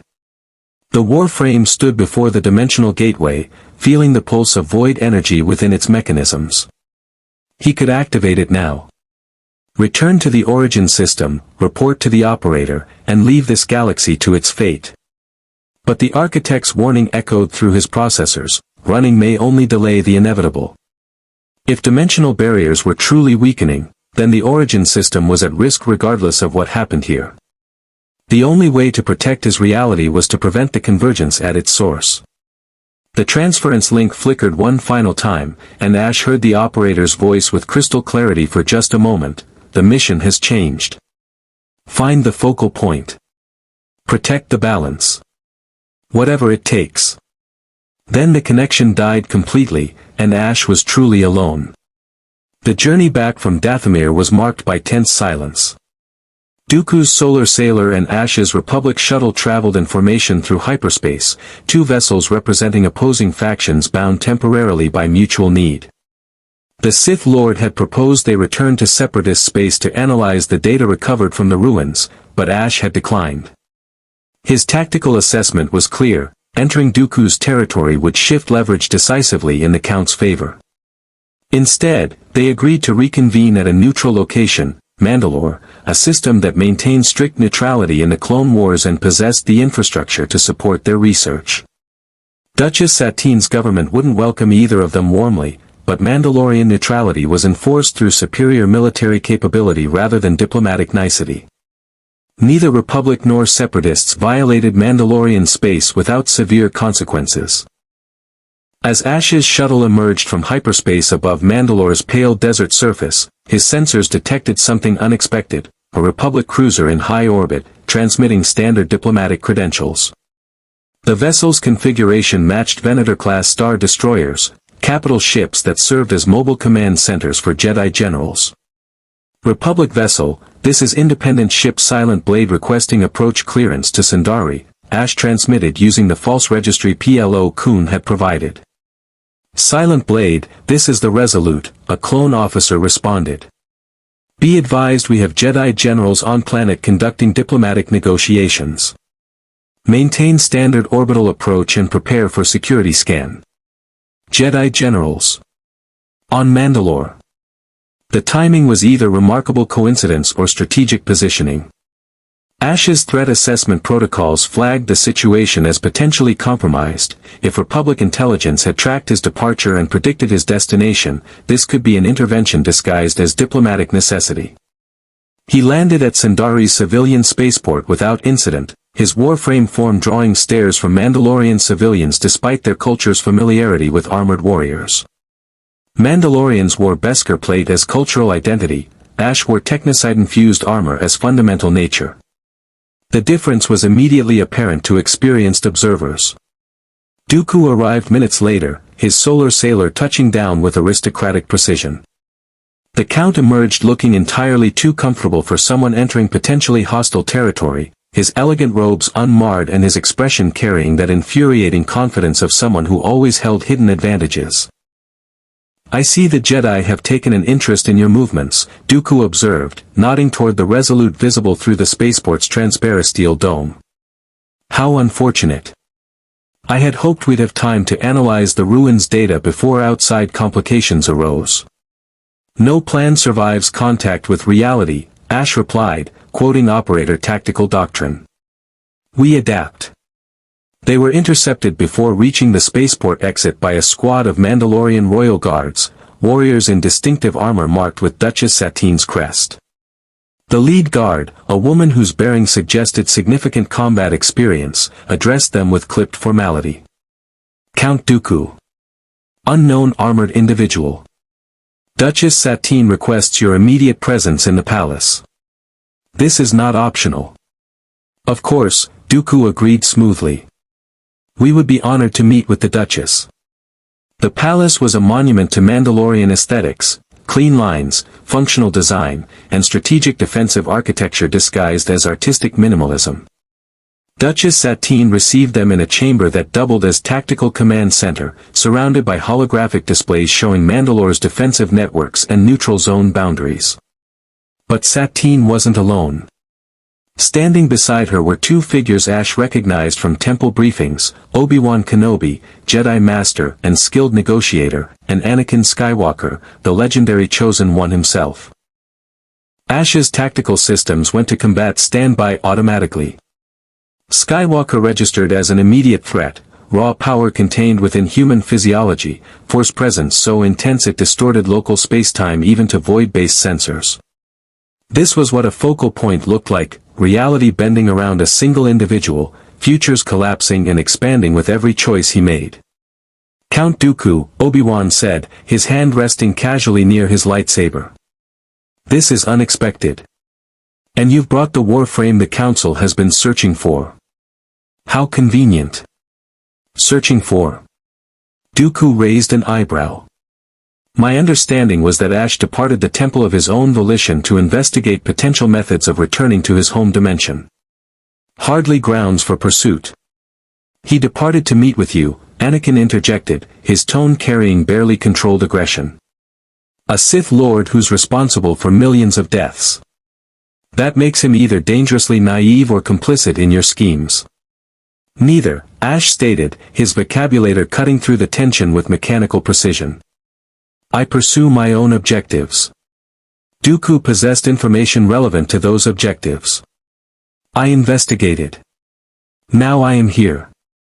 Duchess Satine raised a hand, silencing further argument. Gentlemen, Anakin Warframe. Mandalore is neutral territory. You will conduct yourselves accordingly or be removed by force. Count Dooku, you requested emergency landing clearance citing archaeological research of galactic significance. Explain. Dooku glanced at Ash, a silent question in his expression. How much to reveal? The ruins, the dimensional gateway, the warning about convergence, all of it was information that could reshape galactic politics. Shared carelessly, it became a weapon that multiple factions would fight to control. Ash made the decision quickly. Duchess Satine, I arrived in this galaxy through unintentional dimensional breach approximately 1 standard week ago. Count Dooku discovered ancient ruins that contain technology relevant to my return home. We investigated together. What we found suggests this galaxy faces a threat that transcends your current conflict. Threat? Obi-Wan's expression shifted from suspicious to concerned. What kind of threat? The kind that makes your clone wars irrelevant, Ash replied bluntly. Dimensional barriers between realities are weakening. If the degradation continues, multiple universes will collapse into each other, destroying both in the process. The ruins contained warnings from beings who understood this threat 50,000 years ago. Silence filled the chamber. Anakin and Obi-Wan exchanged glances, communicating through subtle Jedi rapport. Satine's political instincts were clearly screaming that this was far beyond Mandalorian neutrality protocols. And Dooku watched them all with the satisfied expression of someone whose gambit was proceeding exactly as planned. You're claiming reality itself is at risk, Satine said carefully, and you want us to believe this based on ancient ruins discovered by a Sith Lord and interpreted by a dimensional traveler we barely understand. Forgive my skepticism. Skepticism is appropriate, Ash acknowledged. But the mathematics don't lie. I can provide dimensional resonance data that your scientists can verify independently. If this is true, Obi-Wan said slowly, then the Jedi Council must be informed immediately. This supersedes all other concerns. Does it? Dooku challenged. The Council is so mired in this war that they've become generals rather than peacekeepers. Would they even recognize a threat beyond their immediate conflict? Or would they dismiss it as separatist manipulation and continue fighting while reality crumbles around them? We're fighting because you started a war, Anakin snapped, his anger flaring visibly. Ash's sensors detected temperature increases around the young Jedi, emotional instability manifesting as unconscious force manipulation. Dangerous. You don't get to lecture us about perspective. I started nothing, Dooku countered coldly. I merely recognized that the Republic was already corrupt beyond redemption and offered an alternative. The war exists because both sides refuse to compromise. Enough, Satine commanded, her voice carrying absolute authority. This philosophical debate solves nothing. If dimensional barriers are truly weakening, we need empirical evidence and expert analysis. Count Dooku, you will transfer all data from these ruins to Mandalorian scientists for independent verification. Ash, you will cooperate fully with their investigation. Until we determine the validity of these claims, all of you remain on Mandalore under diplomatic quarantine. Unacceptable, Dooku began, but Satine cut him off. You requested Mandalorian neutrality when you landed here. That means accepting Mandalorian authority. You will comply or be detained as a war criminal. Choose quickly. The Sith Lord's expression hardened, but he inclined his head in acceptance. Ash noted the calculation behind the gesture. Dooku had anticipated this outcome and had contingencies prepared. The question was what those contingencies entailed. I will comply, Ash agreed. But I require access to the dimensional gateway in the ruins. If barriers are degrading, I may need to use it to return home quickly. That can be arranged, Satine said. Under supervision. The group was escorted to secure quarters within the palace, separate rooms but monitored sections. Ash's room was Spartan by organic standards but tactically sound, reinforced walls, single entrance, windows that overlook strategic sight lines. He began immediately downloading and analyzing the ruins data in detail, cross-referencing dimensional mathematics against Orokin databases stored in his local memory. The convergence warning wasn't metaphorical. The equations were clear. Dimensional membrane integrity in this galaxy was approximately 37% below baseline stability. Normal degradation occurred over millions of years. This level of erosion in recorded history suggested active destabilization. Something or someone was deliberately weakening the barriers. A knock at the door interrupted his analysis. Ash's sensors identified the visitor before opening, Anakin Skywalker, alone, radiating barely contained energy through the Force. "We need to talk," Anakin said without preamble, entering when Ash didn't immediately refuse. "The Council sent me to bring you back to Coruscant. Master Windu thinks you're either a separatist weapon or a dangerous unknown. Master Yoda's not sure. But Ahsoka vouched for you, said you saved civilians when you could have just eliminated threats. So I'm giving you a chance to explain yourself." "I do not answer to your council," Ash replied, continuing his data analysis. "My mission parameters are independent of this galaxy's factions." "Yeah, I'm getting that," Anakin said, his frustration evident. "But here's the thing, this whole dimensional convergence threat. If it's real, it affects everyone.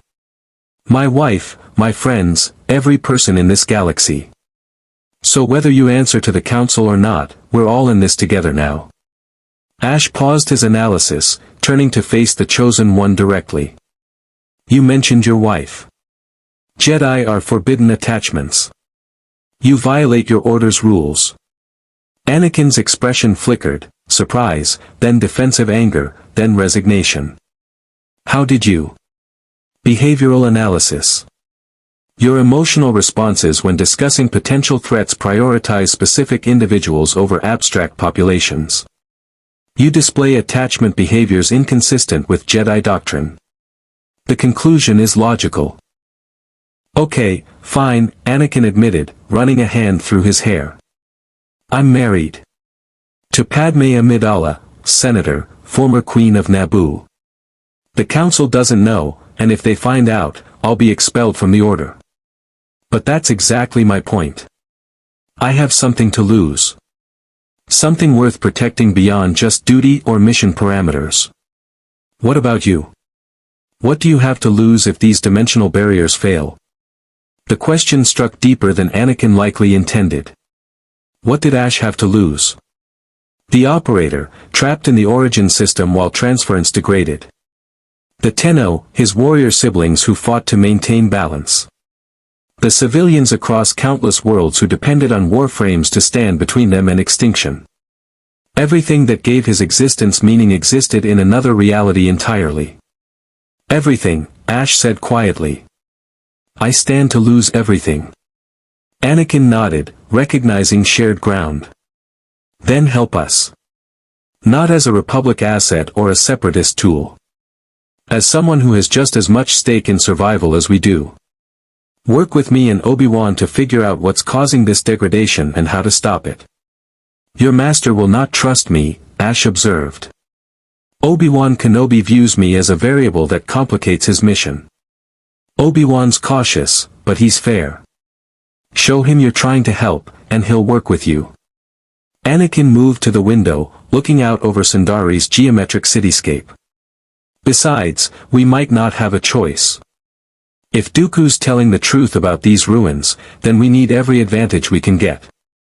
And you're the only one who can interact with void technology." Ash's processors analyzed the proposal from every angle. Alliance with Skywalker meant access to Republic resources and Jedi knowledge. It also meant proximity to the potential focal point. If Anakin truly was the catalyst for convergence, monitoring him directly would be tactically invaluable. But it also meant deeper involvement in this galaxy's conflicts and potential compromise of his independence. Before he could respond, alarms erupted throughout the palace. Ash's sensors detected energy weapons fire from the spaceport district, blasters, thermal detonators, and something more exotic that registered as separatist battle droid signatures. "Attack," Anakin said unnecessarily, already moving toward the door with lightsaber in hand. Separatists attacking Mandalore violates every neutrality agreement in the galaxy. Unless they're not here for Mandalore, Ash finished, his combat protocols fully active now. They're here for us. The Warframe and the Jedi ran through palace corridors as explosions rocked the structure. Clone troopers were already mobilizing, coordinating with Mandalorian guards in defensive formations. But the attack wasn't a standard military assault, it was a precision strike aimed at specific targets. They reached the palace's main defense coordination center to find Obi-Wan already directing the response, holographic displays showing tactical data from across Sundari. Duchess Satine stood beside him, her expression grim. "Commando droids," Obi-Wan reported. "At least 3 squads, supported by BX series assassin droids. They're targeting the secure quarters where Dooku was being held." He looked at Ash and Anakin. "He's gone. Slipped out during the initial attack using force techniques to bypass security." "A distraction," Ash analyzed. "Dooku orchestrated his own extraction. The attack draws attention while he escapes with the ruins data." "Not just that," Satine added, pointing to another holographic display. "The commando droids are also targeting the spaceport. They're trying to destroy both your vessels, preventing pursuit and stranding you here." Ash's tactical assessment ran probability calculations. Dooku had planned this from the beginning, use Mandalore's neutrality to force all parties together, extract maximum information about the Convergence threat and the Chosen One, then escape with complete data while eliminating Ash's capability to follow. It was elegant, ruthless, and entirely consistent with Sith methodology. "We need to stop those droids before they destroy the ships," Anakin said, already moving. "Ash, you coming?" The Warframe activated his weapon systems, feeling combat protocols override diplomatic constraints. "Yes. Dooku has information that belongs to both our realities. I will not allow him to monopolize it." They sprinted through Sundari's streets, a Jedi and a Warframe moving with synchronized purpose despite their fundamental differences. Citizens fled toward shelters as commando droids methodically advanced on the spaceport, their precision programming making them far more dangerous than standard battle droids. Anakin engaged the first squad with aggressive Form V lightsaber techniques, his blade work devastating in close quarters. But the commandos adapted quickly, using suppressing fire and coordinated tactics to limit his effectiveness. Ash approached differently. Smoke screen deployed, rendering him invisible. Blade storm activated, and suddenly he was everywhere, teleporting between targets in rapid succession, each appearance marked by lethal Nikana strikes that severed droid joints and processors with surgical efficiency. The commandos couldn't track him, couldn't predict his movements, couldn't adapt to an opponent who existed partially outside normal spacetime. Within 90 seconds, 2 squads were scrap metal. "Okay, that's impressive," Anakin admitted, dispatching the last droid in his sector. "You fight like a Jedi, but without the Force." "How?" "The Void provides its own advantages," Ash replied, already scanning for additional threats. His sensors detected energy signatures at the spaceport, explosives being planted on both his shuttle and Dooku's solar sailor. The ships. Quickly. They reached the spaceport to find BX series assassin droids already in position, thermal charges armed and counting down. Anakin used the Force to rip the charges away from his shuttle, hurling them safely into empty air where they detonated harmlessly. But Dooku's ship was farther away, and the assassin droids were prepared for Force intervention.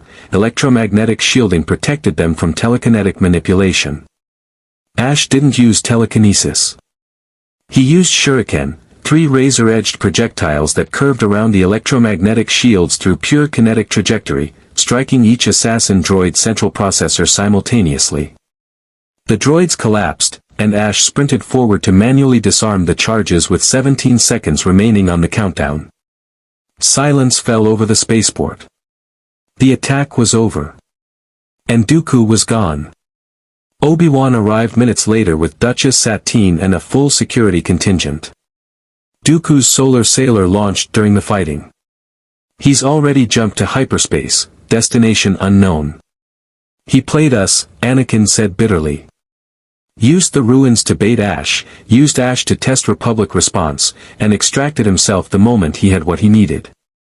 Not entirely, Ash corrected, accessing his shuttle's computer systems. I maintained local copies of all ruins data. Dooku has the originals, but I possess duplicates. His advantage is not absolute. Then we use that, Obi-Wan decided. Duchess Satine, with your permission, will need to coordinate Republic and Mandalorian scientists to analyze this data. If dimensional barriers are truly failing, every faction in the galaxy needs to understand the threat. Satine nodded slowly. Agreed. But understand, Mandalore cannot take sides in your war. If this convergence threat is real, we'll help address it. But we won't be drawn into Republic separatist politics. Fair enough, Anakin said. Then he turned to Ash. What about you? You came here looking for answers. Did you find what you needed? Ash considered the question. The ruins had provided partial answers, confirmation that dimensional travel was possible, that the Orokin had visited this galaxy, and that convergence was a genuine threat. But the critical questions remained. What was causing the degradation? How was Anakin Skywalker connected? And could it be stopped? I found enough to continue my investigation, Ash replied. But the mission is no longer simple. Your galaxy's fate and mine are connected. I cannot return home while the convergence threat remains unresolved. So you're staying? Anakin asked. I am committed, Ash confirmed. Until this threat is neutralized or I die attempting to neutralize it. Obi-Wan studied the Warframe with new appreciation. Then welcome to the war, Ash. Though I suspect this is a different war than the one the rest of us have been fighting. In the depths of space, aboard his solar sailor, Count Dooku reviewed the data extracted from the ruins with dark satisfaction. The dimensional bridge technology, the convergence warnings, the references to a focal point, all of it confirmed his master's designs in ways even he hadn't fully anticipated. He activated a secure holographic channel, and Darth Sidious materialized before him. Report, the Sith Lord commanded. The ruins were everything I hoped, my master, Dooku replied. The Warframe is indeed connected to dimensional instability. And more significantly, the focal point mentioned in ancient warnings. I believe it may be Skywalker himself. His connection to the Force, his unprecedented power, what if he's meant to bridge not just light and dark, but entire realities? Sidious's smile was a thing of calculated malice. Excellent. Then Skywalker's fall becomes even more critical. A dark side focal point would allow us to control convergence rather than prevent it. Imagine, Lord Tyrannus, the power to merge realities under Sith dominion.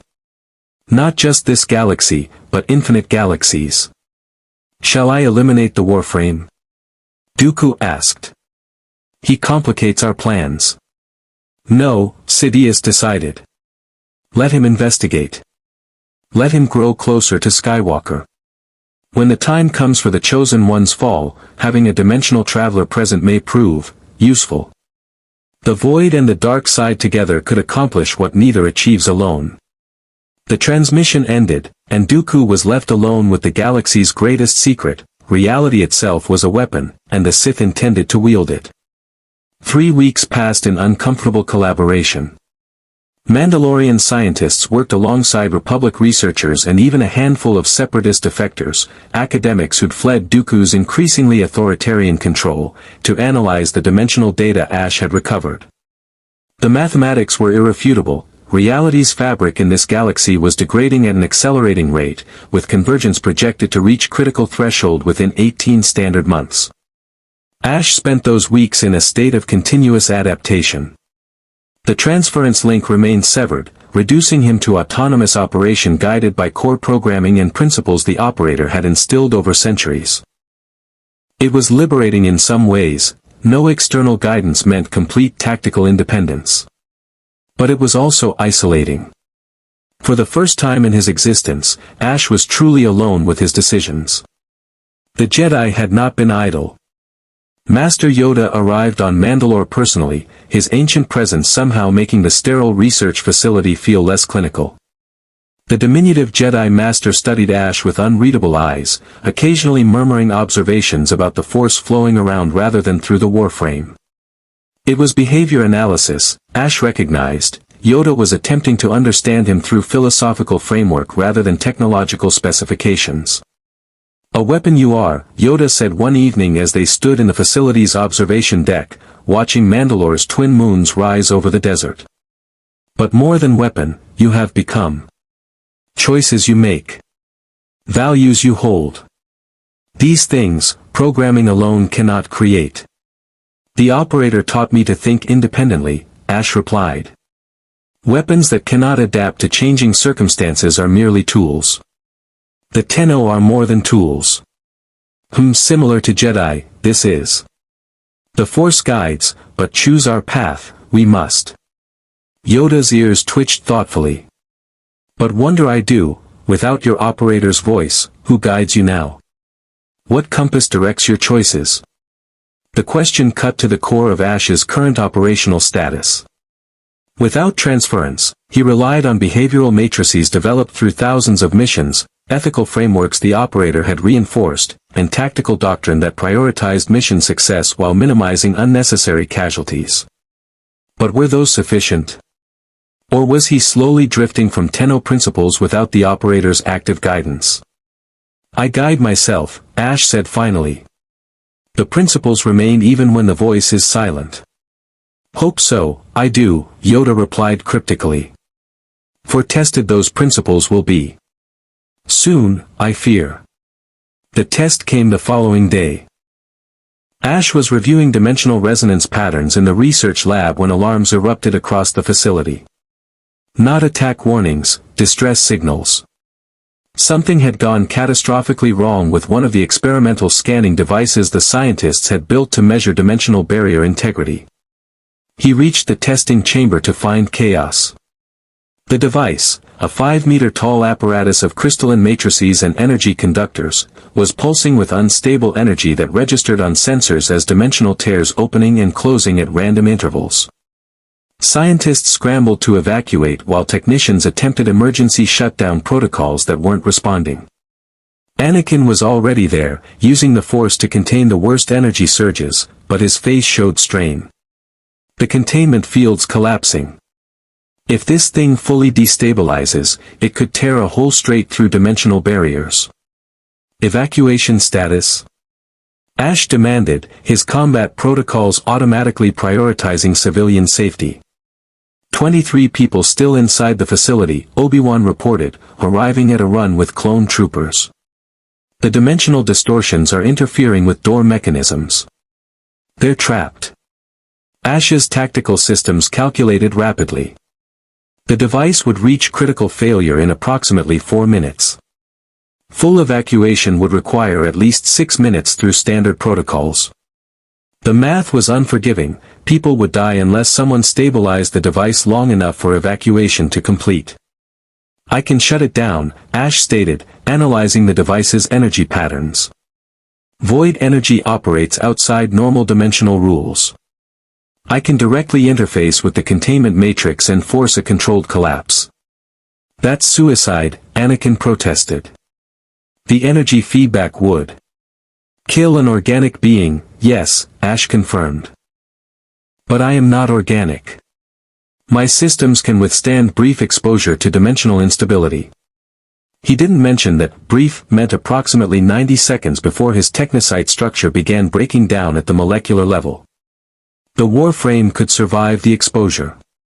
Probably. The uncertainty was acceptable given the alternative. There must be another way, Obi-Wan insisted. We can use the Force to. The Force cannot touch void energy, Ash interrupted, already moving toward the device. I am the only viable option. Evacuate the civilians. I will contain this. He didn't wait for approval. Mission parameters were clear: protect civilians, accept personal risk to prevent catastrophic failure. The operator had drilled those priorities into every behavioral matrix. Ash approached the destabilizing device as reality itself seemed to scream around him, dimensional tears opening like wounds in space, showing glimpses of other realities bleeding through. Through one tear, he saw the origin system, Lua's pale surface hanging in space, so close he could almost reach through and touch home. The longing that surged through his processors was almost overwhelming. He could dive through that tear right now, escape this galaxy and its convergence threat, return to the operator's guidance and Tenno purpose. But 23 people were still trapped in the facility. And dimensional tears this unstable would collapse within seconds, likely shredding anything caught in the transition. Ash thrust his hands into the device's core matrix, channeling void energy directly into its destabilizing systems. The feedback was immediate and agonizing, dimensional forces that were never meant to interact clashing within his frame structure. Warning indicators cascaded across his HUD, structural integrity dropping, technocyte cohesion failing, core temperature exceeding operational limits. But the device responded. Void energy acted as a catalyst, allowing Ash to manually realign the dimensional resonance patterns, forcing the tiers to close one by one. He saw the origin system glimpse vanish with a pang of loss that felt far too much like emotion for a weapon to experience. Evacuation complete. Captain Rex's voice came through comms. All civilians clear. 67 seconds had elapsed. Ash's structural integrity was at 42% and dropping. He had perhaps 20 seconds before catastrophic failure. But the device was almost stable, just a few more adjustments. Ash, get out of there. Anakin shouted, but the warframe couldn't release the core without triggering immediate collapse. 15 seconds. Structural integrity at 31%. The final dimensional tier sealed. The device's energy output dropped to safe levels. Containment field stabilized. Crisis averted. Ash tried to pull his hands from the core matrix and discovered they wouldn't move. The void energy feedback had partially fused his gauntlets to the device's components.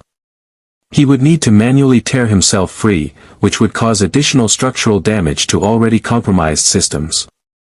Problem, Ash transmitted calmly despite alarms screaming through his HUD. I am stuck. Anakin didn't hesitate. He ignited his lightsaber and carved through the device's outer casing with precise cuts that avoided Ash's trapped hands.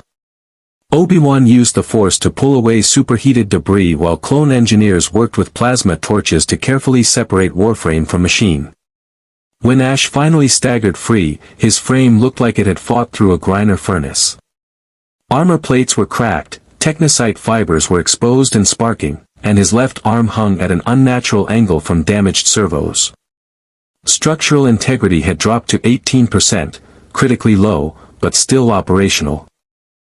Medical Bay, Obi-Wan commanded. Now.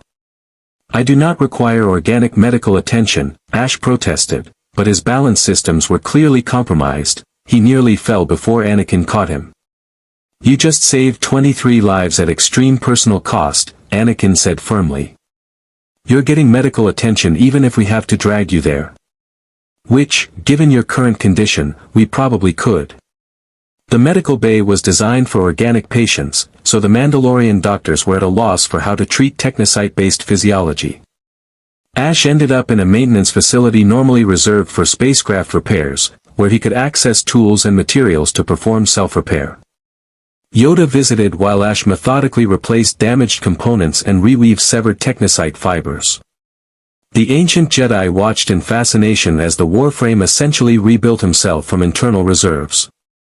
Remarkable, this is, Yoda observed. Heal yourself, you can. More than machine. More than flesh. Something between.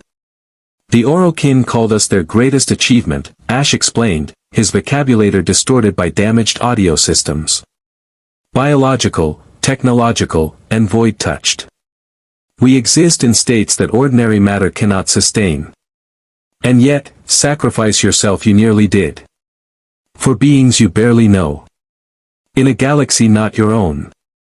Yoda's expression was difficult to read. Why? Ash paused in his repairs, processing the question. Why had he risked permanent destruction for strangers? The tactical answer was simple: mission parameters prioritized civilian protection. But there was something deeper, something that had crystallized during those moments with his hands in the dimensional core. Because the operator taught me that some things transcend tactical calculation, Ash said slowly. Power without purpose is merely destruction. I have power. Therefore, I must have purpose. Protecting those who cannot protect themselves, that is purpose worth dying for.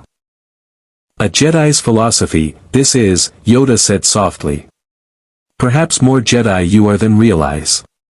The Force may not flow through you, but compassion does. Sacrifice does. These things, the Force recognizes and honors, regardless of source.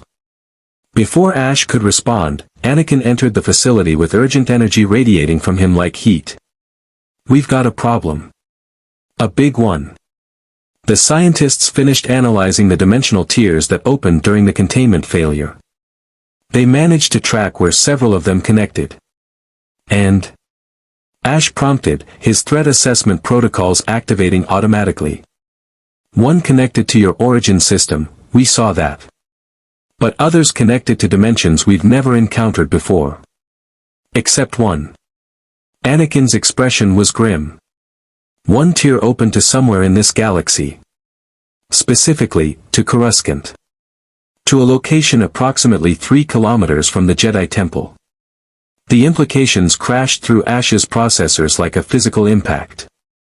If dimensional barriers were weak enough that experimental equipment could accidentally open tiers within this galaxy itself, then convergence wasn't a distant theoretical threat. It was happening now, accelerating faster than anyone had predicted. The focal point is on Coruscant, Ash concluded. Something there is actively destabilizing dimensional barriers. Or someone, Obi-Wan added, entering behind Anakin with a datapad displaying complex mathematical models. The scientists ran probability analyses. For barriers to weaken this specifically, concentrated at a single planetary location, requires a source. An individual or object generating dimensional instability through mere existence. The Chancellor, Yoda said quietly, and every being in the room turned to stare at the Jedi Master. Long have I sensed something wrong about Palpatine. Clouded his presence is. Hidden. But never did I suspect this. You think Chancellor Palpatine is causing dimensional collapse? Anakin's voice carried disbelief. He's been leading the Republic through the war. Without him, we'd have lost a dozen systems by now. Or perhaps, Ash suggested carefully, the war exists to keep attention diverted while dimensional barriers weaken. If someone wanted to cause convergence, engineering a galaxy-spanning conflict would be effective cover. That's insane, Anakin protested, but his conviction wavered. Ash's sensors detected elevated stress markers. The young Jedi wanted to reject the hypothesis but couldn't quite dismiss it. Insane, perhaps, Yoda agreed. But impossible? No. Investigate we must. Carefully. If Palpatine is the source, confronting him directly could trigger the very convergence we seek to prevent. I will go to Coruscant, Ash stated, resuming his self-repairs with renewed urgency. Investigate the focal point. Confirm whether Palpatine is the source or if something else in that location causes the instability. You can barely stand, Obi-Wan pointed out. Your structural integrity is critically compromised. You need time to fully repair. I need 12 hours to restore combat capability, Ash countered. I will repair in transit. Every hour we delay, dimensional barriers weaken further. Time is the enemy now. Then I'm coming with you, Anakin declared. If we're investigating the Chancellor, we need someone who has regular access to him. I've been working directly with Palpatine on strategic planning. I can get close without raising suspicion. Bad idea, this is, Yoda said, but his tone suggested resignation rather than prohibition. Too close to Skywalker, the source may be. But right, you are that access we need. Go, but careful you must be. Trust the Force. Trust each other. 8 hours later, Ash and Anakin departed Mandalore aboard a Republic diplomatic shuttle, modified to carry Ash's mass and equipped with medical facilities where he could continue self-repair during the journey. The trip to Coruscant would take 4 days through standard hyperspace lanes, giving them time to plan their investigation. The first 2 days were spent in tense preparation. Anakin briefed Ash on Coruscant's political landscape, the Chancellor's daily routines, and potential locations where dimensional instability might be centered. Ash reciprocated by teaching Anakin about dimensional physics and the warning signs that preceded convergence, reality distortions, temporal inconsistencies, and the feeling of being watched by something vast and incomprehensible. On the third day, Anakin asked the question that had been building since they departed, the dimension you come from, the origin system. What's it like? Ash paused in his repairs, considering how to describe a reality so fundamentally different from this one. Harsh. Beautiful. Ancient. The Orokin Empire fell millennia ago, leaving behind technology we barely understand and conflicts we struggle to contain. The Griner breed clone armies that conquer through numbers. The Corpus worship profit and technology as gods. The sentient seek to exterminate humanity for crimes committed during the Old War. And the Tenno, we maintain balance. We prevent any faction from achieving dominance.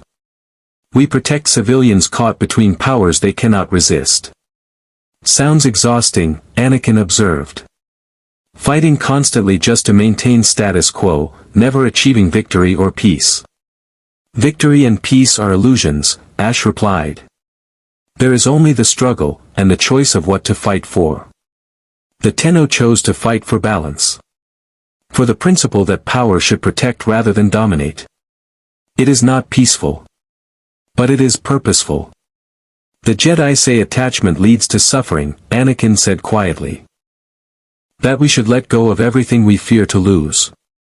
But you fight for your operator, for your fellow Tenno, for civilians you'll never meet. Isn't that attachment?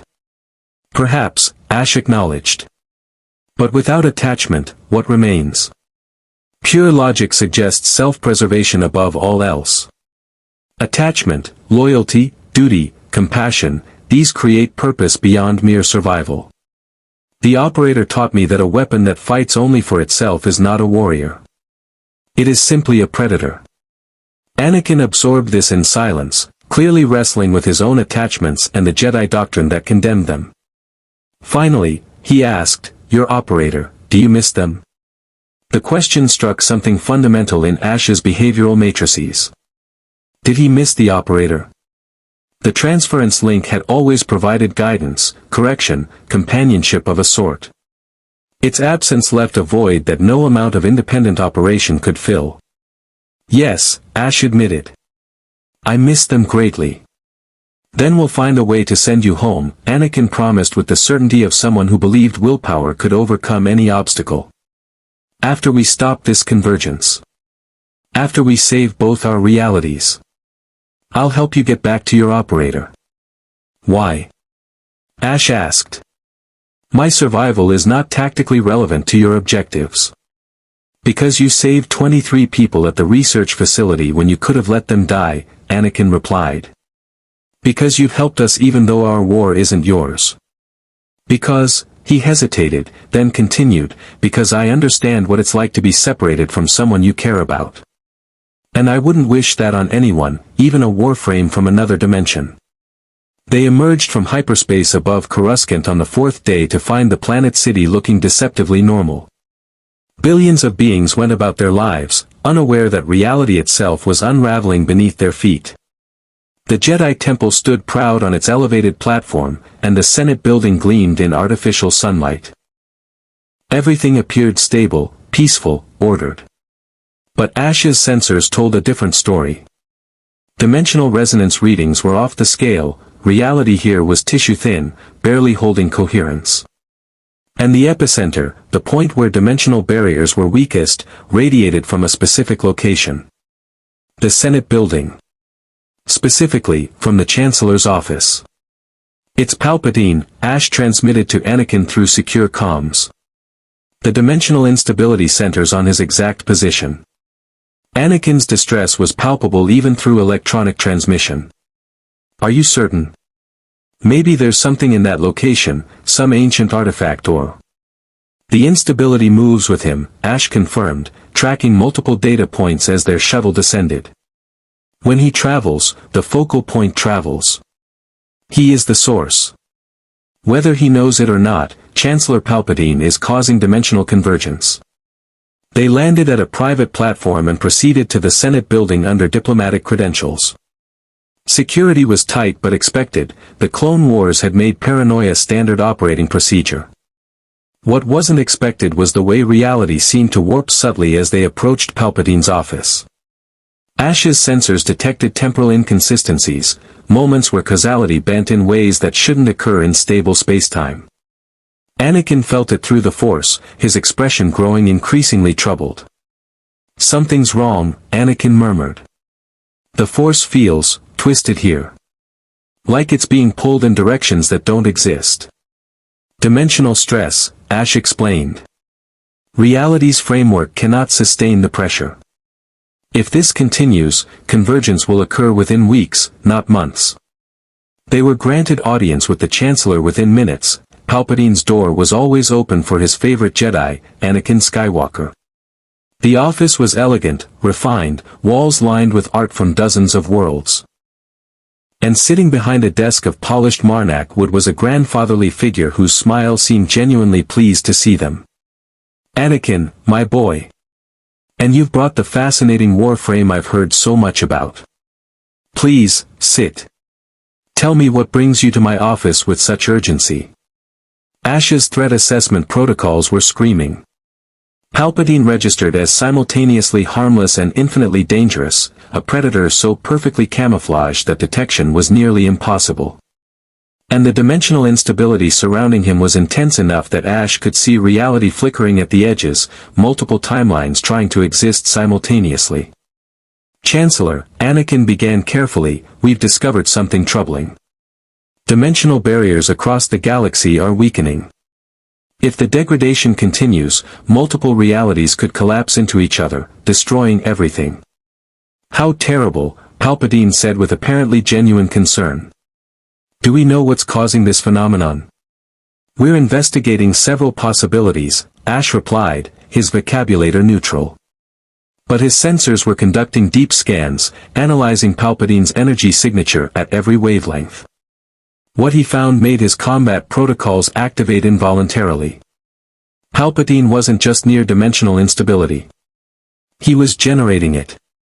Dark side energy, something Ash had learned to recognize through exposure to Dooku, was interacting with reality's fabric in ways that shouldn't be possible, deliberately creating stress points in dimensional barriers. And Palpatine knew Ash had detected it. The Chancellor's smile didn't falter, but his eyes met Ash's optics with perfect understanding. In that moment, Predator recognized Predator, and both knew the careful dance they'd been performing was over. "How fascinating," Palpatine said softly. "A being from another dimension, investigating dimensional collapse. Tell me, Ash, in your reality, do you have beings capable of existing in multiple states simultaneously? Creatures that are both here and elsewhere, living and dead, light and dark all at once?" "The man in the wall," Ash replied, naming the entity that haunted Tenno nightmares. "A being that exists in the void itself, outside normal reality. The Orokin feared it. The Tenno cannot kill it. It watches us from spaces between spaces."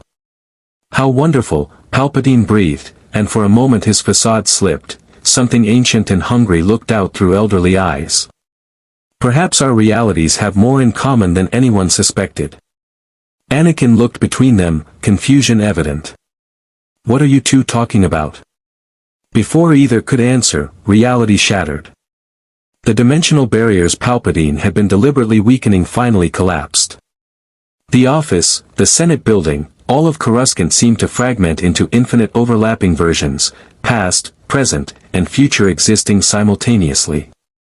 Ash saw himself standing in the office, sitting in meditation on Mandalore, fighting on Dathomir, dying in the research facility, returning to the origin system, serving Dooku, serving the Jedi, serving no one.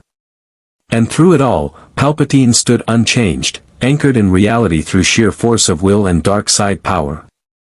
He had done this deliberately. Used Ash's investigation to trigger premature convergence. But why? The answer came with terrible clarity as dimensional barriers collapsed. Countless realities were converging on this single point, and at the center of it all stood Anakin Skywalker. The chosen one. The focal point. The being whose destiny would determine not just this galaxy's fate, but the fate of infinite galaxies. And Darth Sidious intended to claim them all. Reality was a kaleidoscope of infinite possibilities collapsing into a single moment. Ash's sensors struggled to process the data, millions of timelines, dimensions, and alternate realities bleeding into each other like paint dissolving in water. Through the chaos, he glimpsed fragments, a Coruscant where the Jedi had won the Clone Wars, another where the Separatists ruled supreme, one where humanity had never reached the stars, and countless others where variations of familiar figures made different choices that cascaded into unrecognizable futures. But Anakin Skywalker existed in all of them. In every reality, every timeline, every possible universe, the chosen one was a constant, an anchor point around which infinite variations spiraled. And now, with dimensional barriers collapsed, all those versions were converging into a single being who contained multiversal potential. Palpatine's laughter cut through the dimensional chaos like a blade. Do you see it now? Do you understand what the chosen one truly means? Not balance within a single reality, balance across all realities. Skywalker is the nexus, the point where infinite possibilities collapse into singular destiny. Ash's combat protocols attempted to engage, but movement through fractured spacetime was nearly impossible. Each step forward existed in multiple states simultaneously. He was attacking, defending, fleeing, standing still, all at once. His technocyte structure, designed to interface with the void, could barely maintain coherence against the crushing weight of converging dimensions. Anakin stood at the center of the maelstrom, his body phasing between versions of himself, Jedi Knight, Sith Lord, slave on Tatooine, ruler of galaxies, corpse burned on a dozen different worlds. His screen was a chorus of infinite variations experiencing dimensional collapse simultaneously. Make it stop.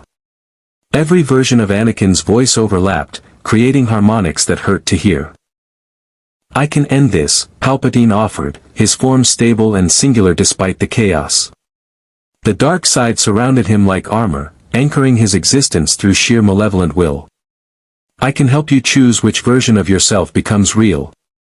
But you must give yourself to me completely. Become my apprentice across all realities, and I will grant you the power to determine your own singular existence. No.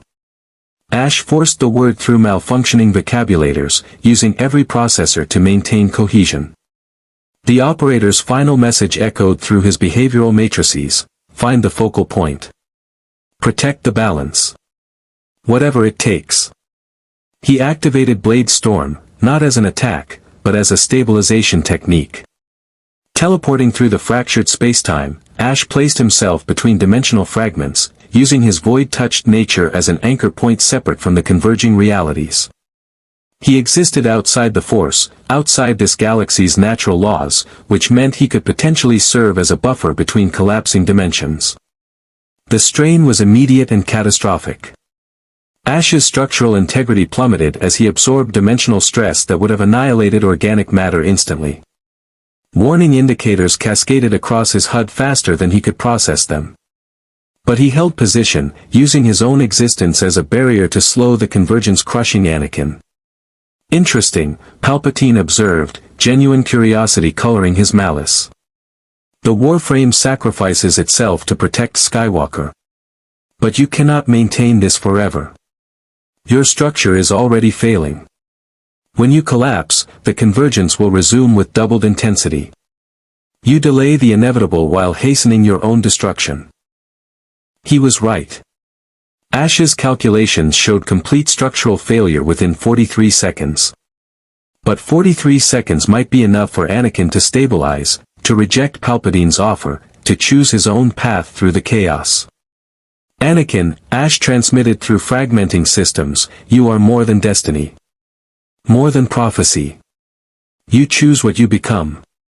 Not the Force. Not the dimensions. You. I can't, Anakin's voices overlapped chaotically. Too many choices. Too many versions. I don't know which one is real. They are all real.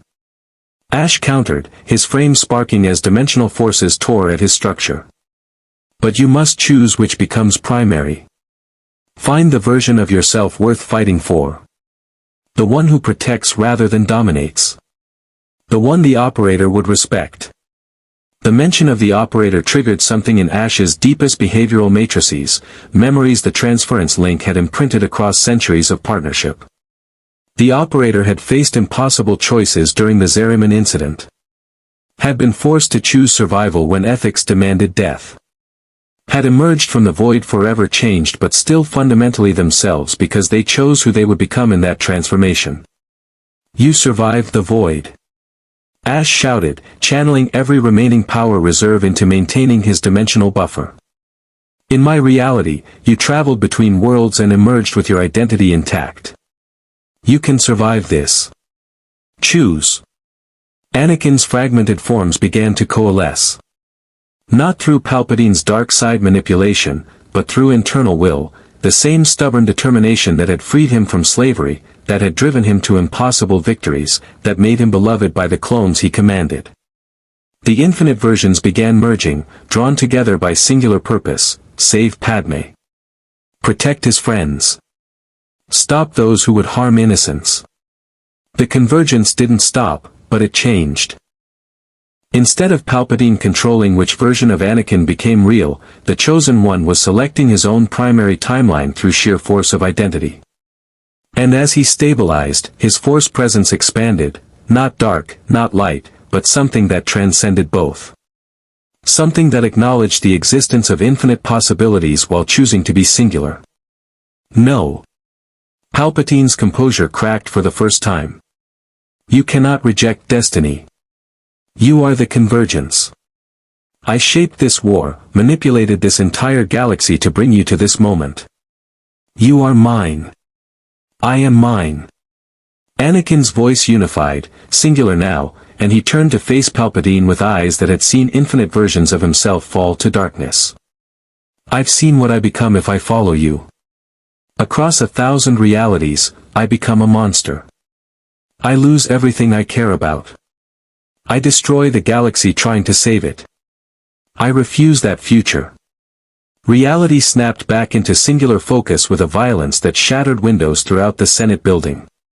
The dimensional convergence collapsed inward, drawn into Anakin like water down a drain, and for one crystalline moment, Ash saw what the Chosen One truly was, a living dimensional anchor, capable of stabilizing or destabilizing reality through choice alone. Anakin had chosen stability. Had chosen to be singular rather than infinite. And in making that choice, he'd prevented convergence from consuming this galaxy and potentially infinite others. But the cost was staggering. Ash's frame collapsed, structural integrity failing catastrophically as dimensional backlash tore through his already compromised systems. He crashed to the office floor, servos seizing, technocyte fibers disintegrating, power reserves depleted beyond recovery. His optical sensors flickered, displaying error messages in languages that predated the Orokin Empire. Through failing systems, he saw Palpatine's expression transform from shock to calculating fury. The Sith Lord's plan had been disrupted, but not destroyed. He raised a hand, Force lightning crackling between his fingers, not to attack Anakin, but to finish Ash before the Warframe could interfere further. You have cost me significantly, Dimensional Traveler. But you will serve a final purpose, demonstrating to young Skywalker the consequences of defying destiny. The lightning arced forward, chain reaction energy that would reduce Ash's already failing structure to molten scrap. It never reached him. Anakin's lightsaber intercepted the lightning, the blue blade absorbing and redirecting the dark side energy. The Jedi Knight stood between Palpatine and Ash, his stance protective and his expression carrying newfound clarity. "You're the Sith Lord," Anakin said, pieces falling into place with terrible certainty. "Darth Sidious.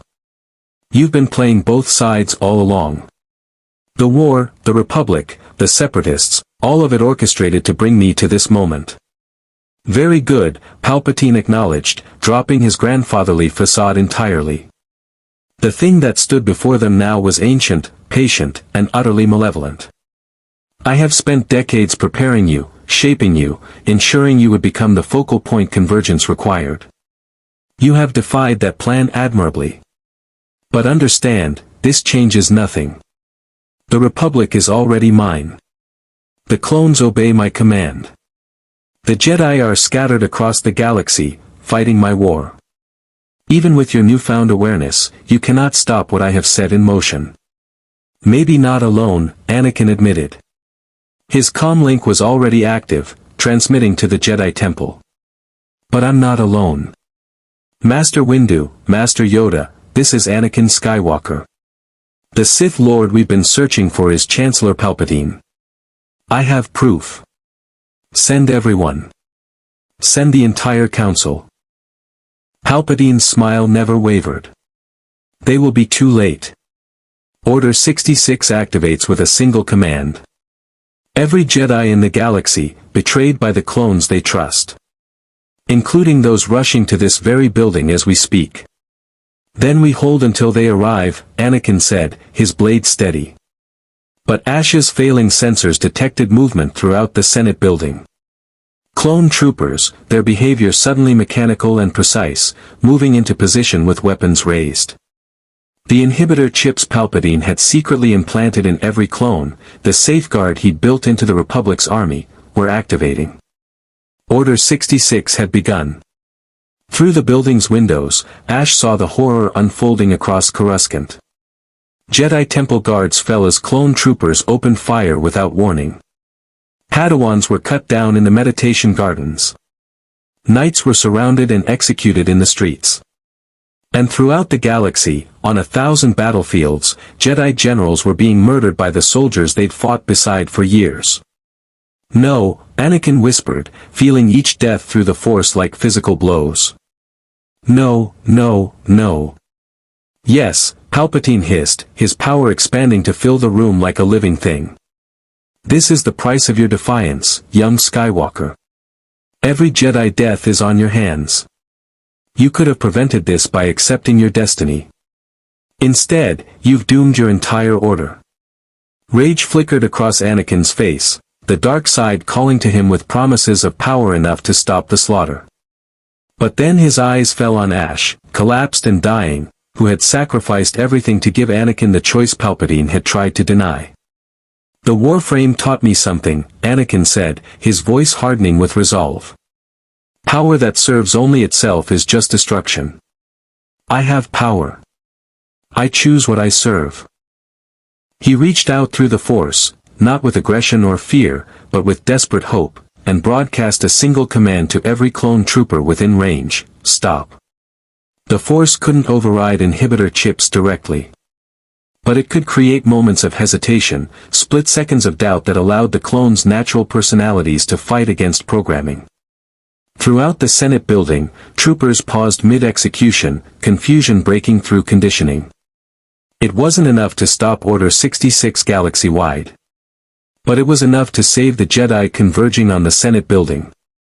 Mace Windu arrived with Kit Fisto, Aegon Kohler, and C.C. Tyan, 4 of the Order's finest duelists, lightsabers ignited and expressions carrying grim determination. Behind them came Obi-Wan Kenobi, having abandoned his campaign on Utapau the moment he received Anakin's warning. Palpatine, Mace Windu said, his voice carrying absolute authority.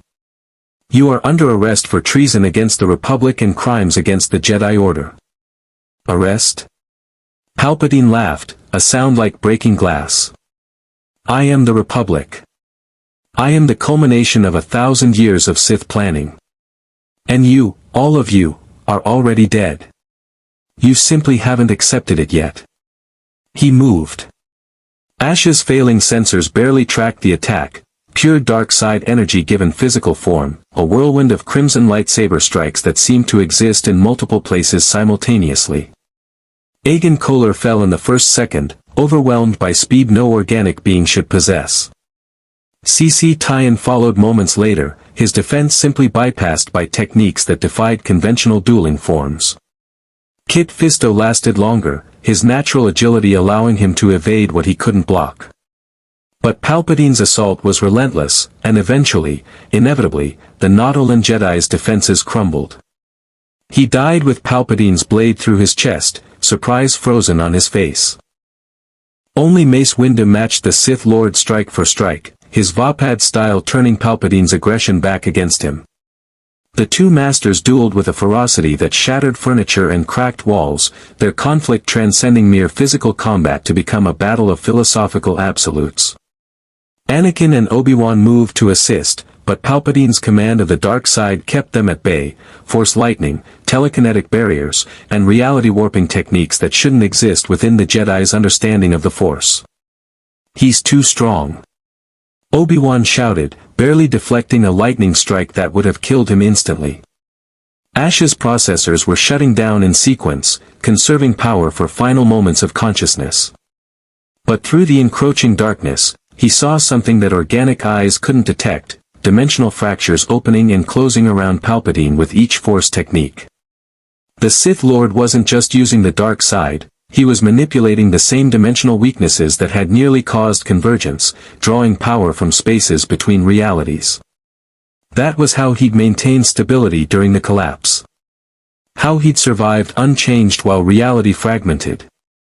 Palpatine had learned to touch the spaces where dimensions met, making himself partially void-touched through sheer dark side mastery. Which meant void energy could hurt him.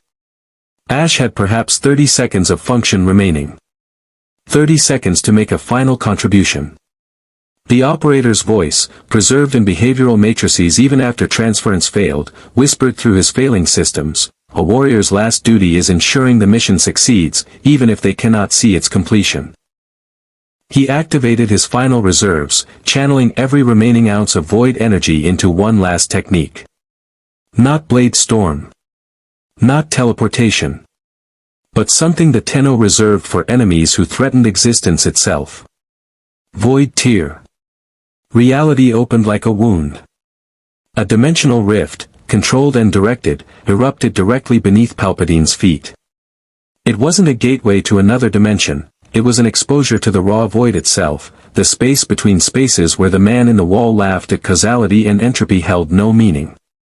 Palpatine screamed, the first time any of them had heard fear in his voice, as void energy flooded through the dark side channels he'd opened. The two powers collided within his body, dark side trying to dominate, void energy refusing to be controlled, and Palpatine's physical form began to destabilize. What have you done? The Sith Lord's voice distorted, echoing across multiple dimensional frequencies. Ensured, the mission, succeeds. Ash's vocabulator failed completely on the last word, but his meaning was clear. Mace Windu didn't waste the opportunity. His lightsaber struck with Vapad's full fury, severing Palpatine's saber hand and following through with a killing stroke aimed at the Sith Lord's chest. But even crippled and destabilizing, Darth Sidious was not defenseless. He unleashed Force lightning not at his attackers, but at the Senate building's structural supports. The entire level began collapsing, forcing the Jedi to choose between pressing their attack and preventing civilian casualties in the levels below. They chose the civilians. As Jedi always did. Palpatine escaped through the chaos, his laughter echoing through the Force despite his grievous injuries.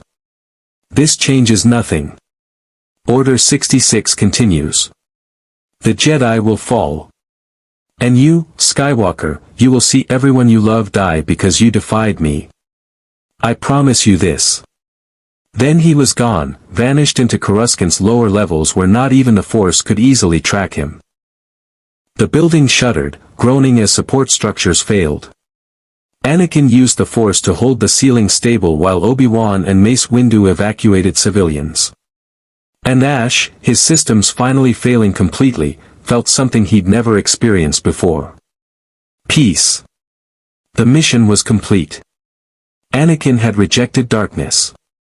Palpatine was wounded and exposed. The convergence had been prevented.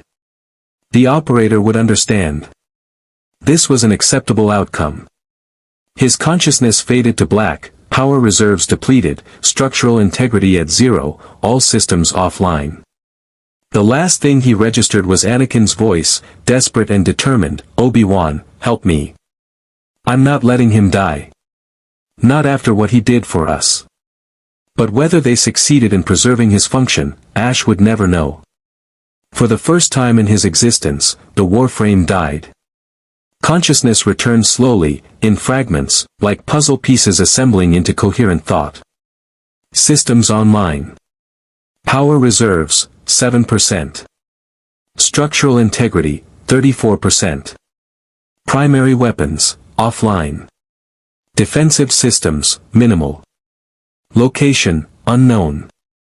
Ash's optical sensors activated, displaying a room he didn't recognize. Medical equipment surrounded him, both organic and technological, a hybrid approach that suggested someone had been attempting to repair a being that was neither entirely machine nor entirely alive. "He's waking up," a familiar voice said. Ahsoka Tano's face appeared in his field of vision, her expression showing relief and exhaustion in equal measure. "Ash? Can you hear me?" Affirmative, Ash's vocabulator crackled, still damaged but functional. "Status report. You've been offline for 6 days, Ahsoka explained. After the Senate building collapsed, Anakin and Obi-Wan got you to the temple. We've had engineers, scientists, and even some Mandalorian technicians working around the clock trying to repair you. Your internal systems started regenerating on their own after 3 days, something about technocyte self-repair protocols, but nobody was sure if you'd regain consciousness. 6 days. Ash's internal chronometer confirmed the gap, though his memory banks showed no record of the period. He had truly died, in every meaningful sense, and somehow been brought back. "Palpatine?" he asked. "Gone. Injured but alive. He's gone into hiding somewhere in the lower levels, maybe off-planet entirely. But his plan failed. Order 66 was only partially successful because Anakin's Force warning gave Jedi across the galaxy a few seconds warning. Casualties were heavy, but not catastrophic. The order survives. Anakin? He's fine. Better than fine, actually. He's been leading the effort to hunt down Palpatine and rescue Jedi who are still fighting off clone troopers. Apparently almost dying and preventing multiversal collapse gives you certain authority." Ahsoka smiled slightly. "He told the Council about Palpatine's true identity, about the Convergence, about everything you discovered. They believe him. Master Yoda is restructuring the entire Order's priorities." Ash processed this information, running probability analyses. The mission had succeeded beyond optimal projections. The focal point was stable. The Sith were exposed. Dimensional barriers were no longer in immediate danger. But his own situation remained unresolved. The transference link was still severed. He remained trapped in this dimension, cut off from the operator and the origin system. As if reading his thoughts, or perhaps through actual Force perception, Ahsoka continued, "We've been analyzing the dimensional gateway on Dathomir. The one you discovered with Dooku. Our scientists think it might be possible to activate it now that Palpatine's influence isn't actively destabilizing barriers. It would take significant power, and the destination isn't guaranteed, but there is a chance," Ash finished. "A chance to return home. If that's what you want," Ahsoka said carefully. "But Ash, you don't have to leave. You've saved this galaxy. You're a hero. The Council would welcome you as an ally. She hesitated, I'd miss you if you left. The admission touched something in Ash's behavioral matrices. Attachment, the Jedi forbidden concept, offered freely by a Padawan who'd witnessed enough war to know the value of genuine connection. I must return, Ash said quietly. The operator waits for me. The origin system needs its Tenno. My duty lies there, as yours lies here. I understand, Ahsoka replied, though her disappointment was evident. When repairs are complete and the gateway is prepared. Not immediately. But soon. She nodded, standing to leave. At the doorway, she paused. Ash. Thank you. For everything. For saving Anakin. For stopping the Convergence. For teaching us that weapons can choose to be more than their programming. After she left, Ash lay in the medical bay, running self-diagnostic routines and contemplating his existence. He had come to this galaxy by accident. Had become entangled in conflicts not his own. Had nearly died, had actually died, protecting beings from a reality that wasn't home. Yet he would do it all again. Because the operator had been right, purpose transcended origin. And protecting those who needed protection was purpose enough, regardless of which dimension they inhabited. The door opened again. This time, it was Anakin, looking exhausted but carrying something carefully wrapped in cloth. I brought you something, the Jedi said, unwrapping the object to reveal one of Ash's nikanas, damaged during the Senate building collapse, but recovered and meticulously repaired by the temple's weaponsmiths.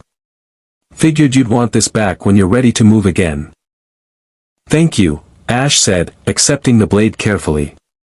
The weight was familiar, comfortable, a connection to identity even in a foreign galaxy. I never got to properly thank you, Anakin continued. For what you did in Palpatine's office. You were dying, your systems were failing, and you still threw yourself between me and Convergence. Why? I'm not your operator. This isn't your war. You didn't owe me anything. The operator taught me that duty transcends debt, Ash replied. I acted because you needed protection. Because allowing Convergence would harm both our realities. Because it was the correct action, regardless of obligation. Anakin smiled slightly. You sound like a Jedi. Which is funny, because the Jedi Code says we shouldn't form attachments, but here I am, attached to a warframe from another dimension who's taught me more about being a Jedi than most of my masters. Perhaps, Ash observed, the code is imperfect. Perhaps attachment is not the danger, only attachment that blinds one to duty. Yeah, Anakin agreed quietly. I'm starting to realize that. Palpatine tried to use my attachments against me, my love for Padme, my friendship with Obi-Wan, my loyalty to the clones. He thought those would make me weak, make me fall to darkness. But they're what saved me. They're what made me strong enough to reject the dark side. They sat in companionable silence for a time, two warriors from incompatible realities who'd found common ground in principles that transcended dimension, duty, protection, and the choice to be more than one's programming. When you go home, Anakin said eventually, tell your operator they trained you well. Tell them you made a difference here. That you saved countless lives, prevented a catastrophe that would have destroyed infinite realities, and taught this chosen one that destiny is just another word for choice. I will, Ash promised. And Anakin Skywalker, remain true to the version of yourself you chose. The one who protects. The one worthy of the title Chosen One. The Jedi Knight smiled, standing to leave. I'll do my best. May the Force be with you, Ash. Even if the Force can't touch you. And may the Void protect you, Ash replied. Even if you cannot touch it. After Anakin departed, Ash resumed self-repair protocols, his processors already calculating optimal timelines for return to Dathomir and activation of the dimensional gateway. Home waited. The operator waited. And the origin system's balance needed maintaining.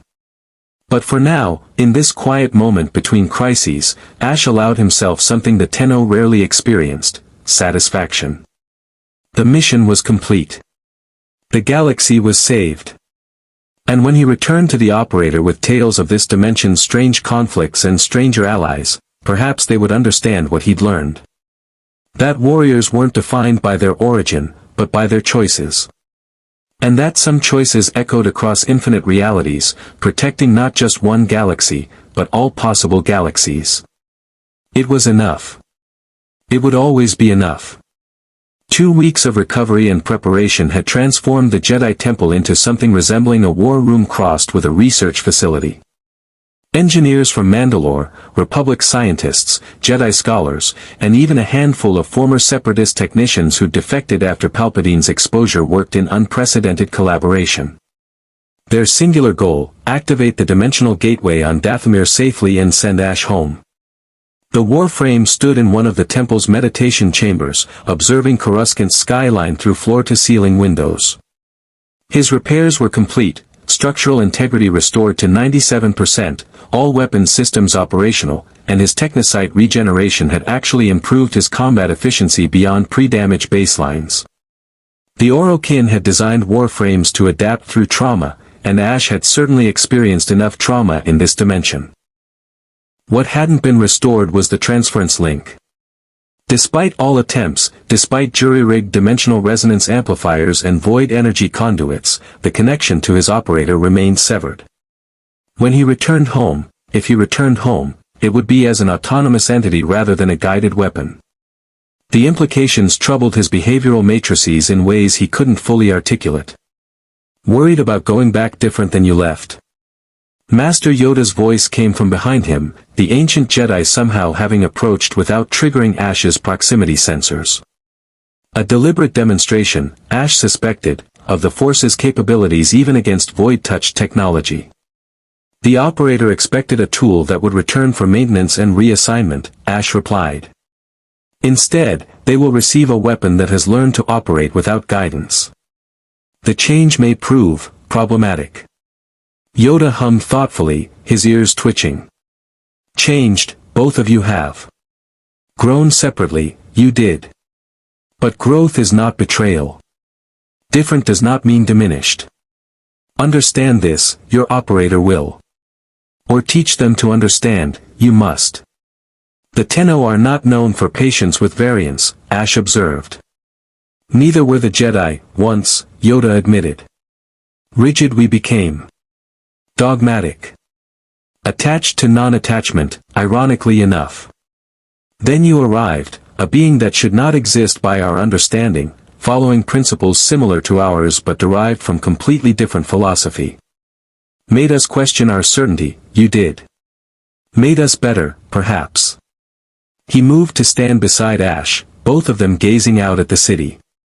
Your operator, wise they must be, to have trained you so well. Trust in that wisdom. Trust that they will see the value in what you have become. Before Ash could respond, his comlink activated. Obi-Wan's voice carried urgency. Ash, we need you in the council chamber immediately. We've detected something unusual. The council chamber was crowded, not just with Jedi Masters, but with representatives from multiple factions. Duchess Satine's hologram flickered beside Count Dooku's, the separatist leader under heavy guard but cooperating in exchange for immunity from prosecution. Bail Organa represented the Senate's loyalist faction, while Captain Rex spoke for the clone troopers who'd overcome their inhibitor chips programming. Even Cad Bane's image appeared via secured transmission, the bounty hunter having been offered clemency in exchange for intelligence about Palpatine's whereabouts. We have a problem, Mace Windu stated without preamble, activating a holographic display that showed Dathomir's system. 3 hours ago, Republic long-range sensors detected multiple dimensional rifts opening near the planet. Small ones, unstable, but definitely similar to the phenomenon we witnessed during the Convergence attempt. Palpatine? Anakin asked immediately. We don't believe so, Obi-Wan replied. The energy signatures don't match dark side manipulation. They're more similar to, he looked at Ash meaningfully, void energy. Ash's threat assessment protocols activated instantly. The gateway. Something is attempting to activate it from the other side. That's our assessment as well, a Republic scientist confirmed, bringing up additional data. The dimensional mathematics suggest coordinated effort. Someone with knowledge of Orokin technology is systematically weakening barriers at that specific location.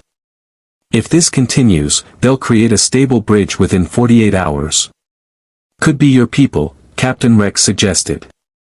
Your operator, coming to retrieve you. Ash ran probability calculations. The operator possessed theoretical knowledge of dimensional travel but had never successfully implemented it. Creating a stable bridge across realities would require resources beyond what a single operator could marshal. It would require Tenno Council authorization. Massive energy expenditure, and technological assets that were currently deployed fighting sentient incursions. Unless the situation in the Origin system had deteriorated so catastrophically that retrieving a lost warframe became strategic priority. Or, Count Dooku interjected, his aristocratic voice carrying calculated concern, it could be something far more dangerous. The ruins mentioned the great enemy. What if that enemy has detected the gateway's activation during our investigation and is now attempting entry into our dimension? The suggestion sent ripples of unease through the assembly. They'd been so focused on preventing Convergence and stopping Palpatine that they'd forgotten the warnings embedded in the ancient ruins. Something vast and terrible moved between dimensions, seeking vulnerable points to exploit. We need to investigate, Ash stated. I will go to Dathomir immediately and assess the situation. If the incursion is hostile, I will engage and eliminate the threat. Not alone, Anakin objected. We don't know what's coming through those rifts. You need backup. Agreed, Mace Windu said, surprisingly. Ash, you'll take a strike team, Anakin, Obi-Wan, and Captain Rex with a clone squad. Approach with caution. If it's your people, establish peaceful contact. If it's hostile, he paused meaningfully, do what warframes do. 2 hours later, Ash stood in the cargo bay of a Republic frigate as it prepared to jump to hyperspace. His weapons were fully loaded, his systems at peak efficiency, and his behavioral matrices were running continuous threat scenarios. Beside him, Anakin and Obi-Wan checked their lightsabers while Captain Rex briefed his squad, 12 veteran clones who'd volunteered for the mission despite not fully understanding what they might face. You're nervous, Anakin observed, noting subtle tension in Ash's posture that most beings would miss. I've never seen you nervous before. I am uncertain, Ash corrected. The variables are too numerous. If this is a rescue attempt by the Tenno, they may not recognize me after autonomous operation.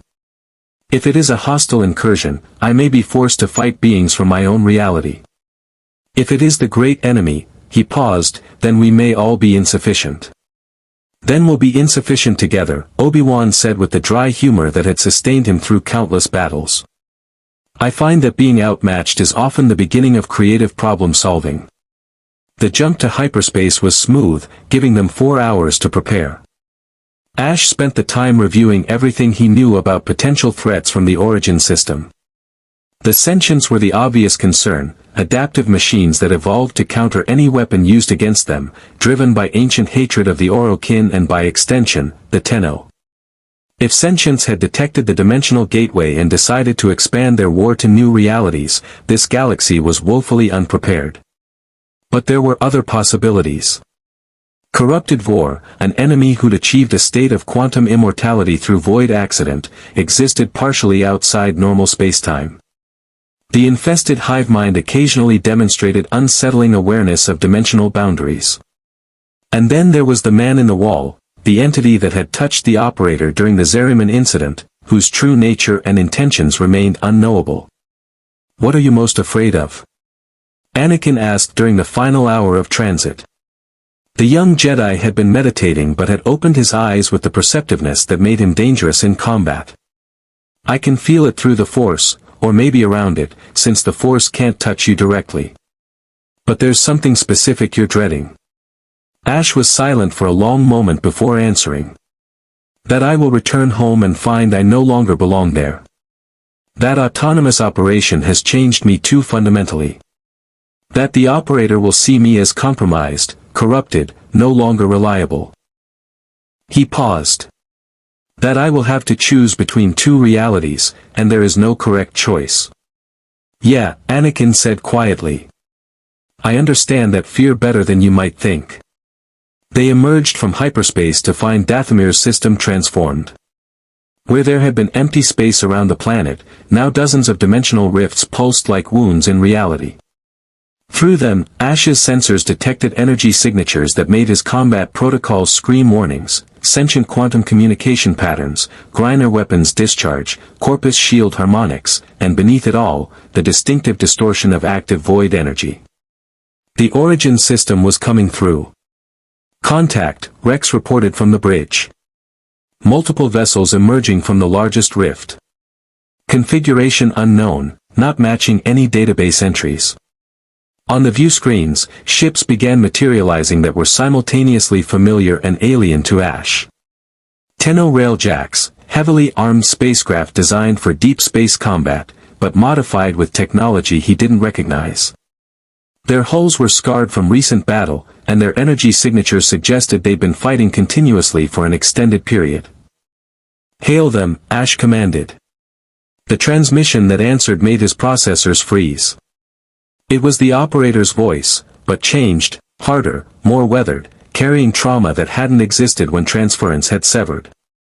Unknown vessel, this is Tenno Railjack Eternal Blade, operating under Lotus emergency protocols. We are in pursuit of sentient forces that have breached dimensional barriers. Clear the area immediately, you are not equipped to survive what's coming through.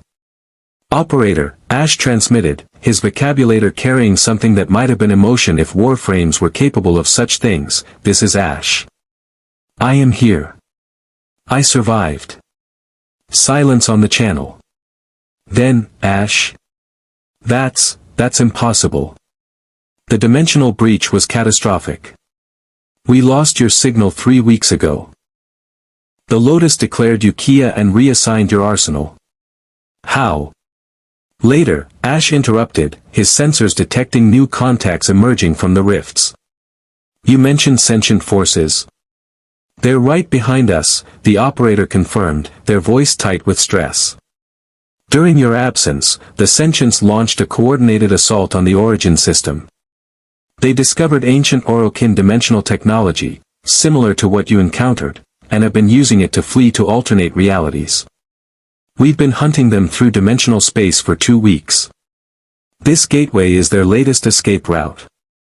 The largest rift tore open like a screaming mouth, and through it came nightmares. Sentients were beautiful in the way that apex predators were beautiful, perfect killing machines evolved to counter every weapon the Orokin had created.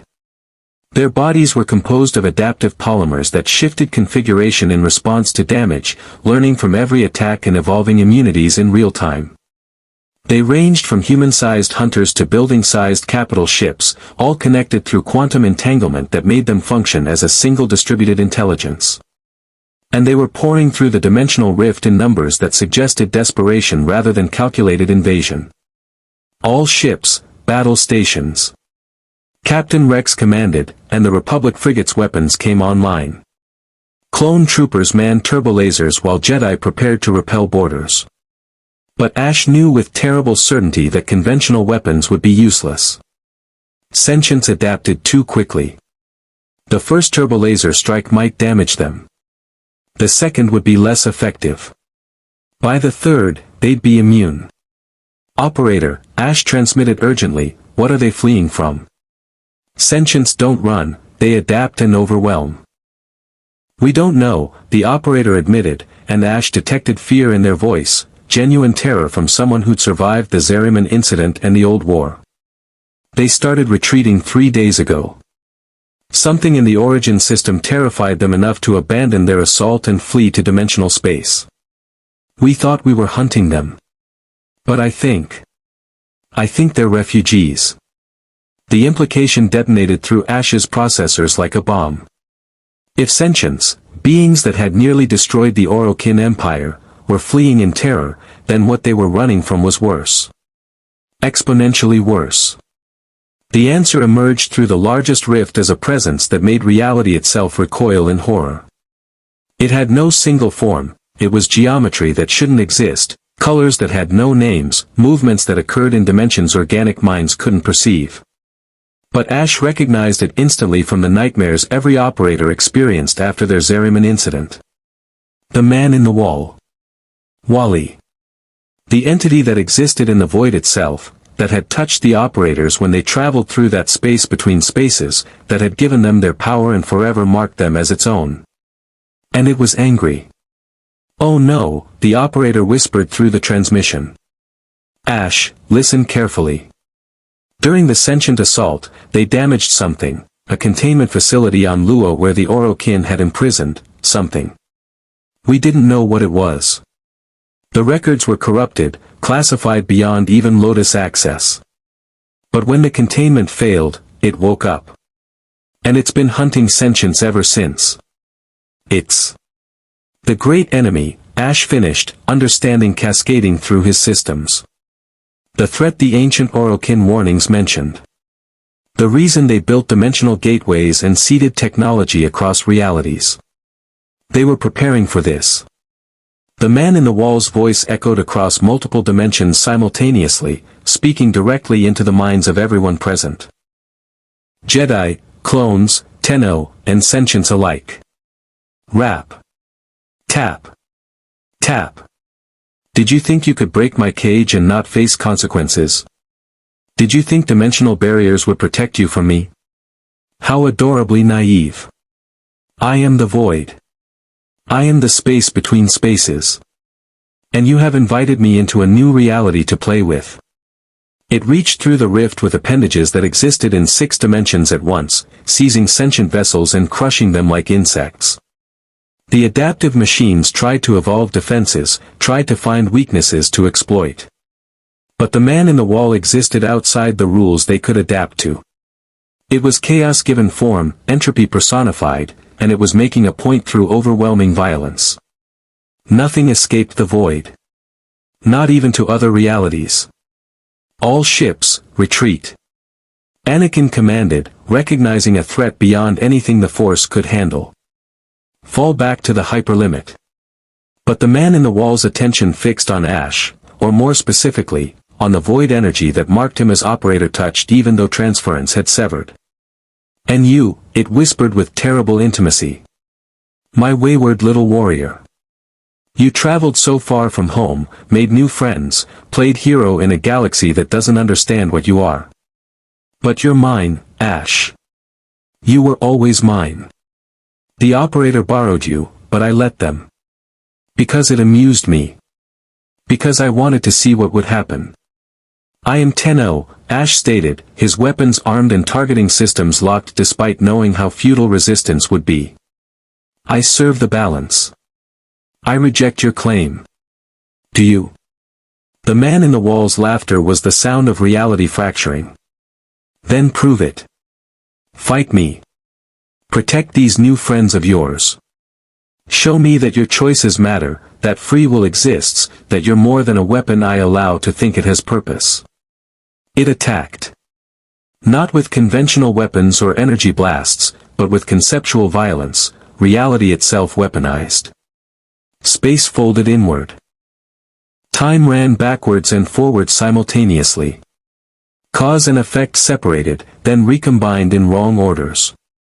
The man in the wall was demonstrating what true dimensional mastery looked like, and it was a level of power that made Palpatine's Convergence attempt look like a child playing with toys.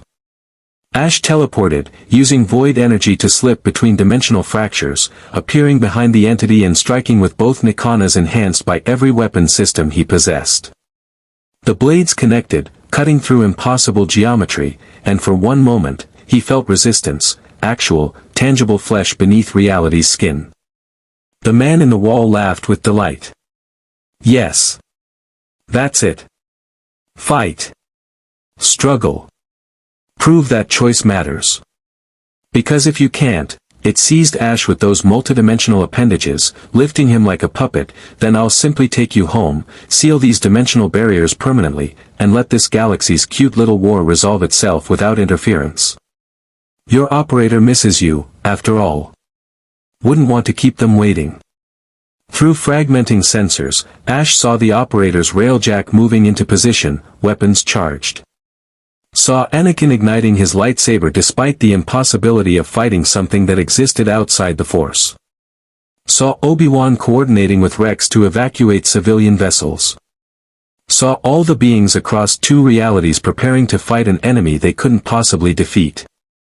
And in that moment, Ash understood what the ancient Orokin warnings had truly meant. The great enemy wasn't something to be defeated, it was something to be balanced. The man in the wall existed because the void existed. It was chaos, entropy, the fundamental uncertainty that underlay all reality. You couldn't destroy it any more than you could destroy the concept of darkness. But you could refuse to let it define you. You're right, Ash transmitted, his vocabulary steady despite being held in an impossible grip. I am yours. The void touched me through the operator. I am marked, changed, forever influenced by what you are. The man in the wall paused, intrigued by the admission. But, Ash continued, being influenced is not the same as being controlled. Being marked is not the same as being owned. You gave the operators power when they traveled through the void. But they chose what to do with that power. They chose to fight for balance. To protect rather than dominate. To be more than what you made them. Pretty words, the entity mused. But words are just vibrations in space-time. Show me actions. Prove that choice matters. I already have, Ash replied. I prevented convergence in this galaxy. Protected billions of lives you don't care about. Became more than my programming. And now I choose to return home, not because you allow it, but because my duty lies there. Release me. Seal these dimensional barriers. End this incursion. Not because I demand it, but because it serves the balance both realities require. And if I refuse? The man in the wall's voice carried curious interest rather than hostility. If I decide to play in this galaxy a while longer? Test these Jedi and their Force. See how many realities I can touch before something stops me. Then I will fight you, Ash stated calmly.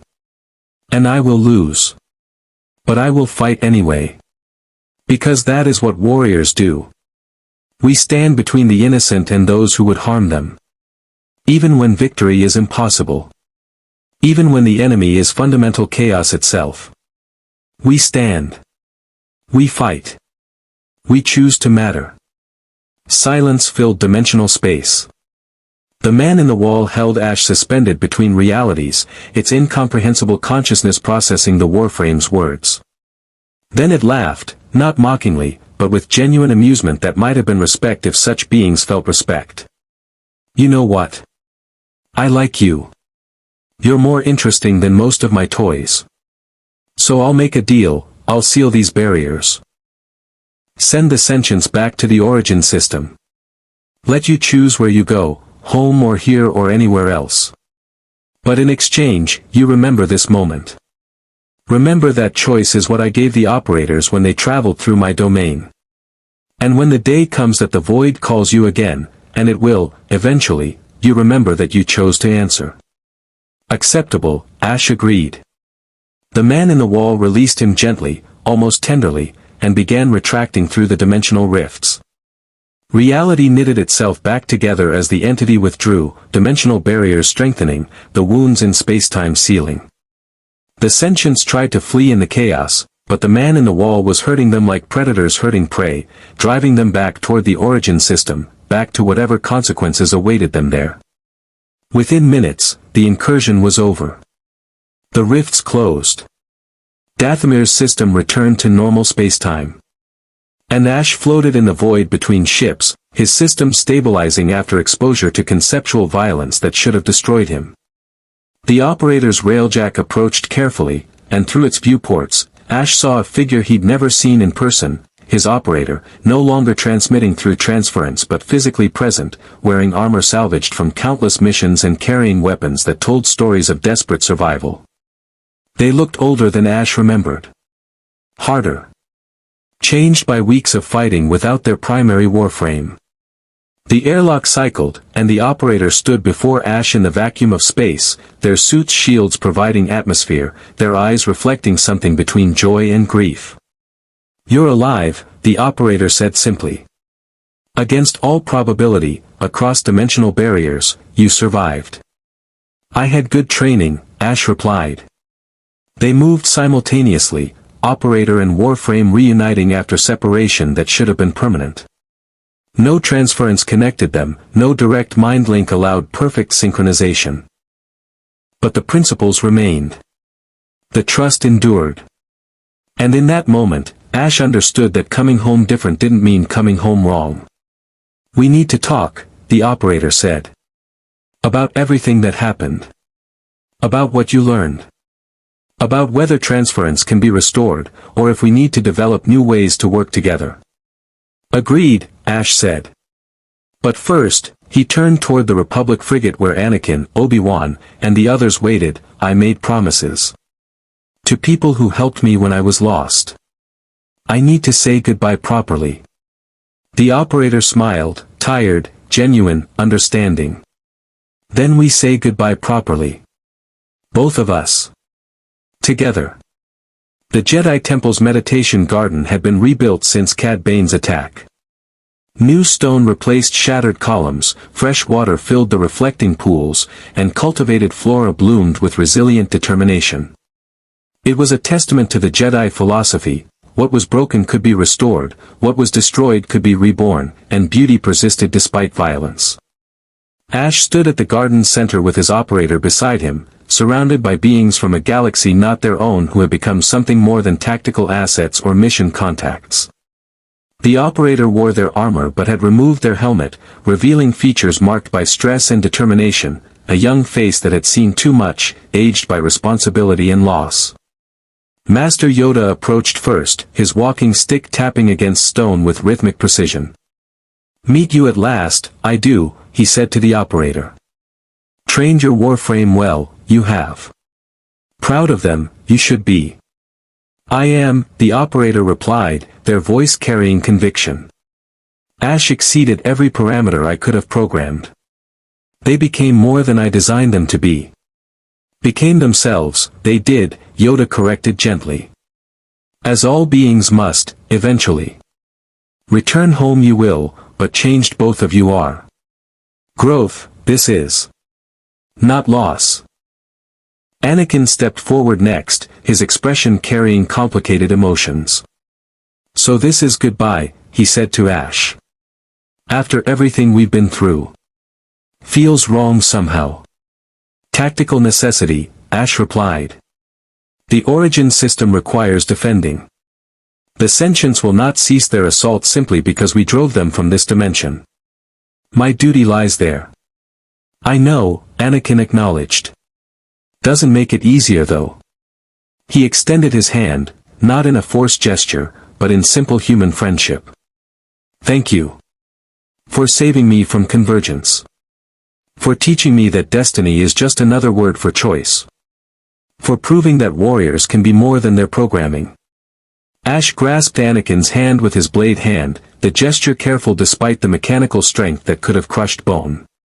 "And thank you for demonstrating that power, when guided by principle rather than fear, can protect rather than destroy. The galaxy is safer with you as its chosen one." "No pressure," Anakin said with a slight smile. Then his expression sobered. "Ash, when you prevented Convergence, when you threw yourself between me and dimensional collapse, you said something. You said I reminded you of the operator. What did you mean?" Ash looked at his operator, then back to Anakin. "The Zeriman incident, when the operator traveled through the void and gained their power, required impossible choices. They were children, alone in a space that should have killed them, forced to survive when ethics demanded they surrender. They chose survival. Chose to become something more than their circumstances intended. You faced a similar moment when Convergence fractured your reality into infinite versions. You could have let Palpatine choose which version became real. Instead, you chose yourself. That is the strength the operator demonstrated. That is why you both deserve the titles thrust upon you. The operator nodded slowly, understanding passing between them and Anakin, a recognition that some burdens could only be borne by those who'd carried them. The galaxy got lucky with you, they told Anakin. In our reality, beings with your level of power usually become tyrants or gods. The fact that you're still you, still trying to do right despite impossible circumstances, that's rare. Don't lose that. I'll try, Anakin promised. Obi-Wan approached with Captain Rex beside him. On behalf of the Jedi Order and the Republic, Obi-Wan said formally, we offer our gratitude for your service. You owed us nothing, yet you gave everything. That defines honor more clearly than any code we could write. The Republic thanks you too, Rex added. You fought beside clones as equals. Protected civilians at personal cost.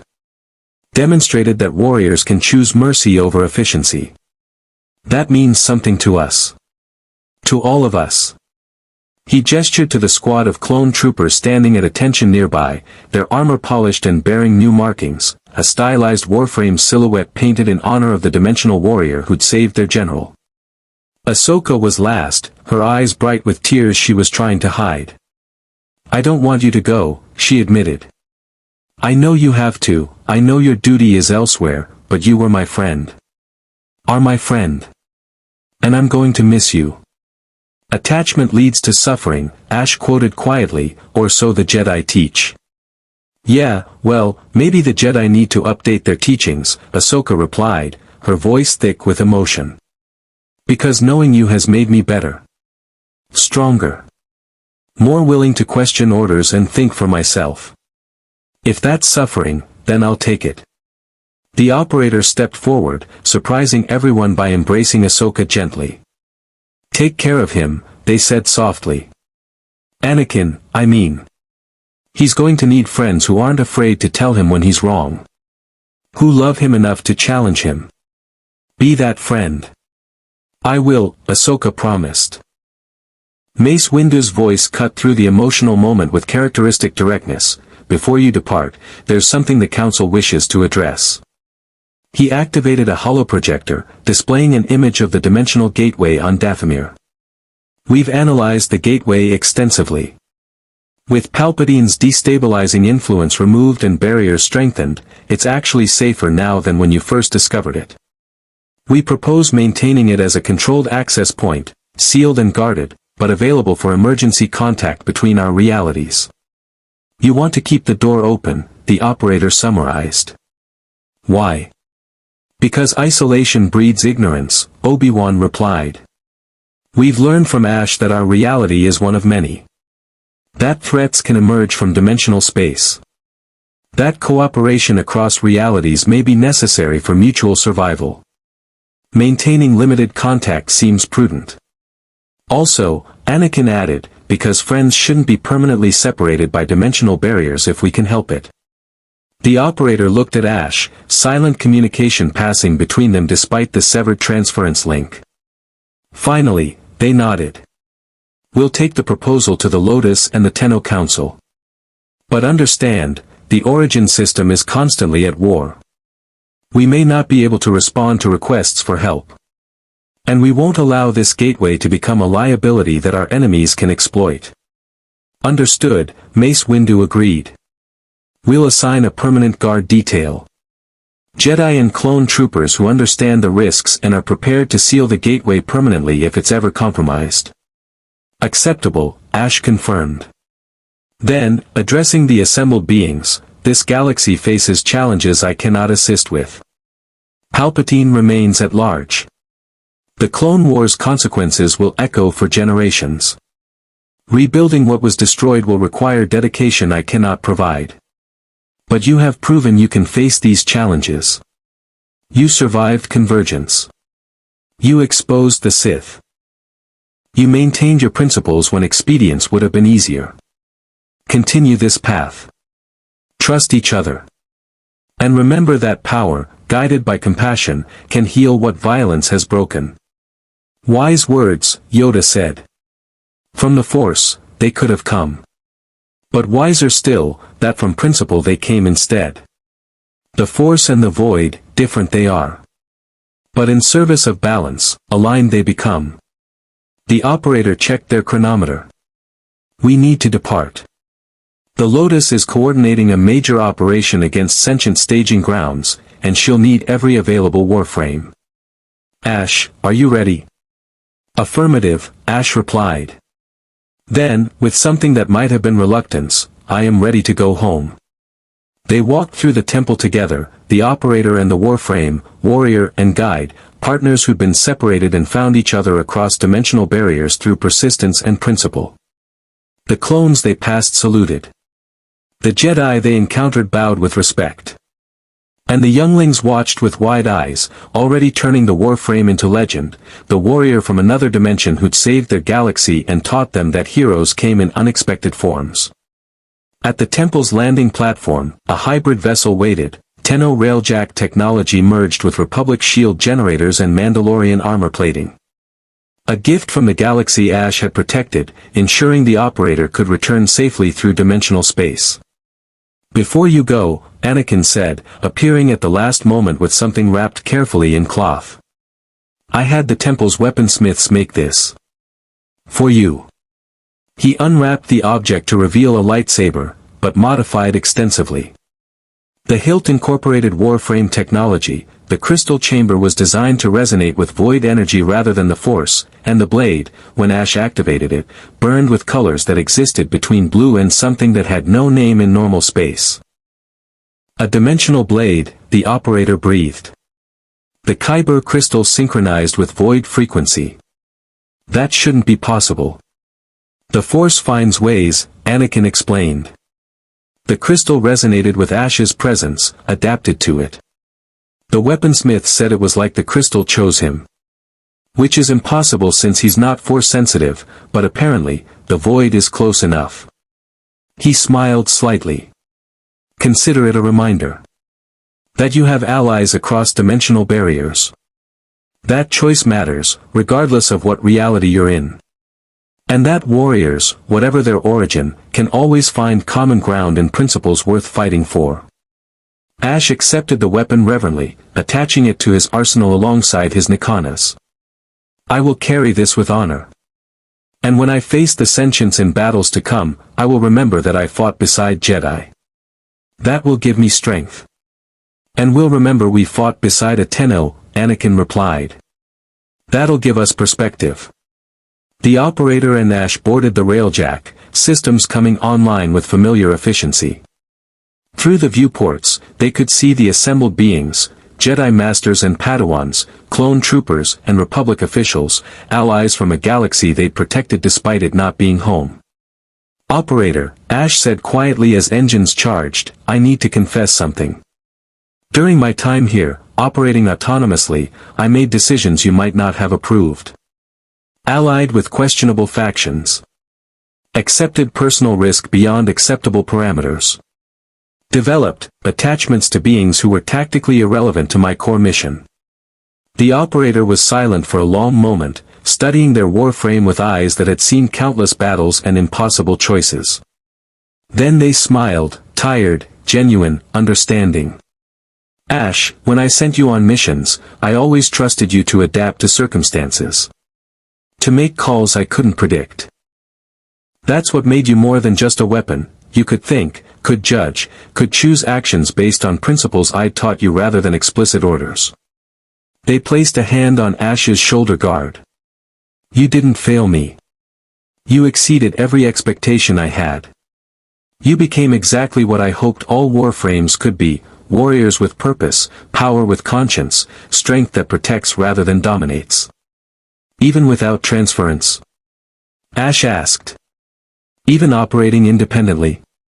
Especially operating independently, the operator confirmed.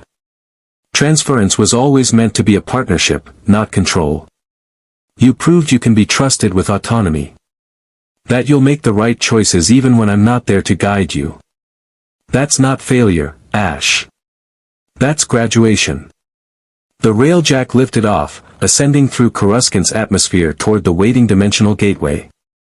The planet city fell away below them, Billions of lights marking billions of lives that would continue their existence unaware of how close they'd come to dimensional annihilation. "Operator," Ash said as they broke atmosphere, "what happened in the origin system while I was gone? You look different. Harder." The operator's expression darkened. The sentient assault was worse than anything since the Old War. They coordinated across multiple factions, eidolons, battlists, even fragments we thought were destroyed. The Lotus was compromised, revealed to be a sentient herself, conflicted between her original purpose and her role as our guide. We're still recovering. Still rebuilding trust. Still fighting battles on a dozen fronts with forces stretched too thin. Then we're needed, Ash concluded. Urgently. We are, the operator agreed. But Ash, I want you to know that if you'd chosen to stay in that galaxy, I would have understood. They valued you. Respected what you could become. You had opportunities there that the origin system can't offer. I wouldn't have blamed you for choosing differently. Ash processed this carefully. Had he considered staying? There had been moments, standing in the temple gardens with beings who saw him as more than a weapon, fighting beside Anakin against threats that transcended faction warfare, experiencing the recognition that choices mattered in ways the origin system's endless conflict sometimes obscured. But the Tenno way was balance. And balance required standing between opposing forces, preventing any single faction from dominating, protecting civilians who couldn't protect themselves. That purpose transcended galaxies. My place is with you, Ash stated. With the Tenno. Fighting for the balance the operator taught me to protect. Other galaxies have their chosen ones. The origin system has its Tenno. We are needed where we are. Then let's go home, the operator said, directing the railjack toward the Dathomir gateway.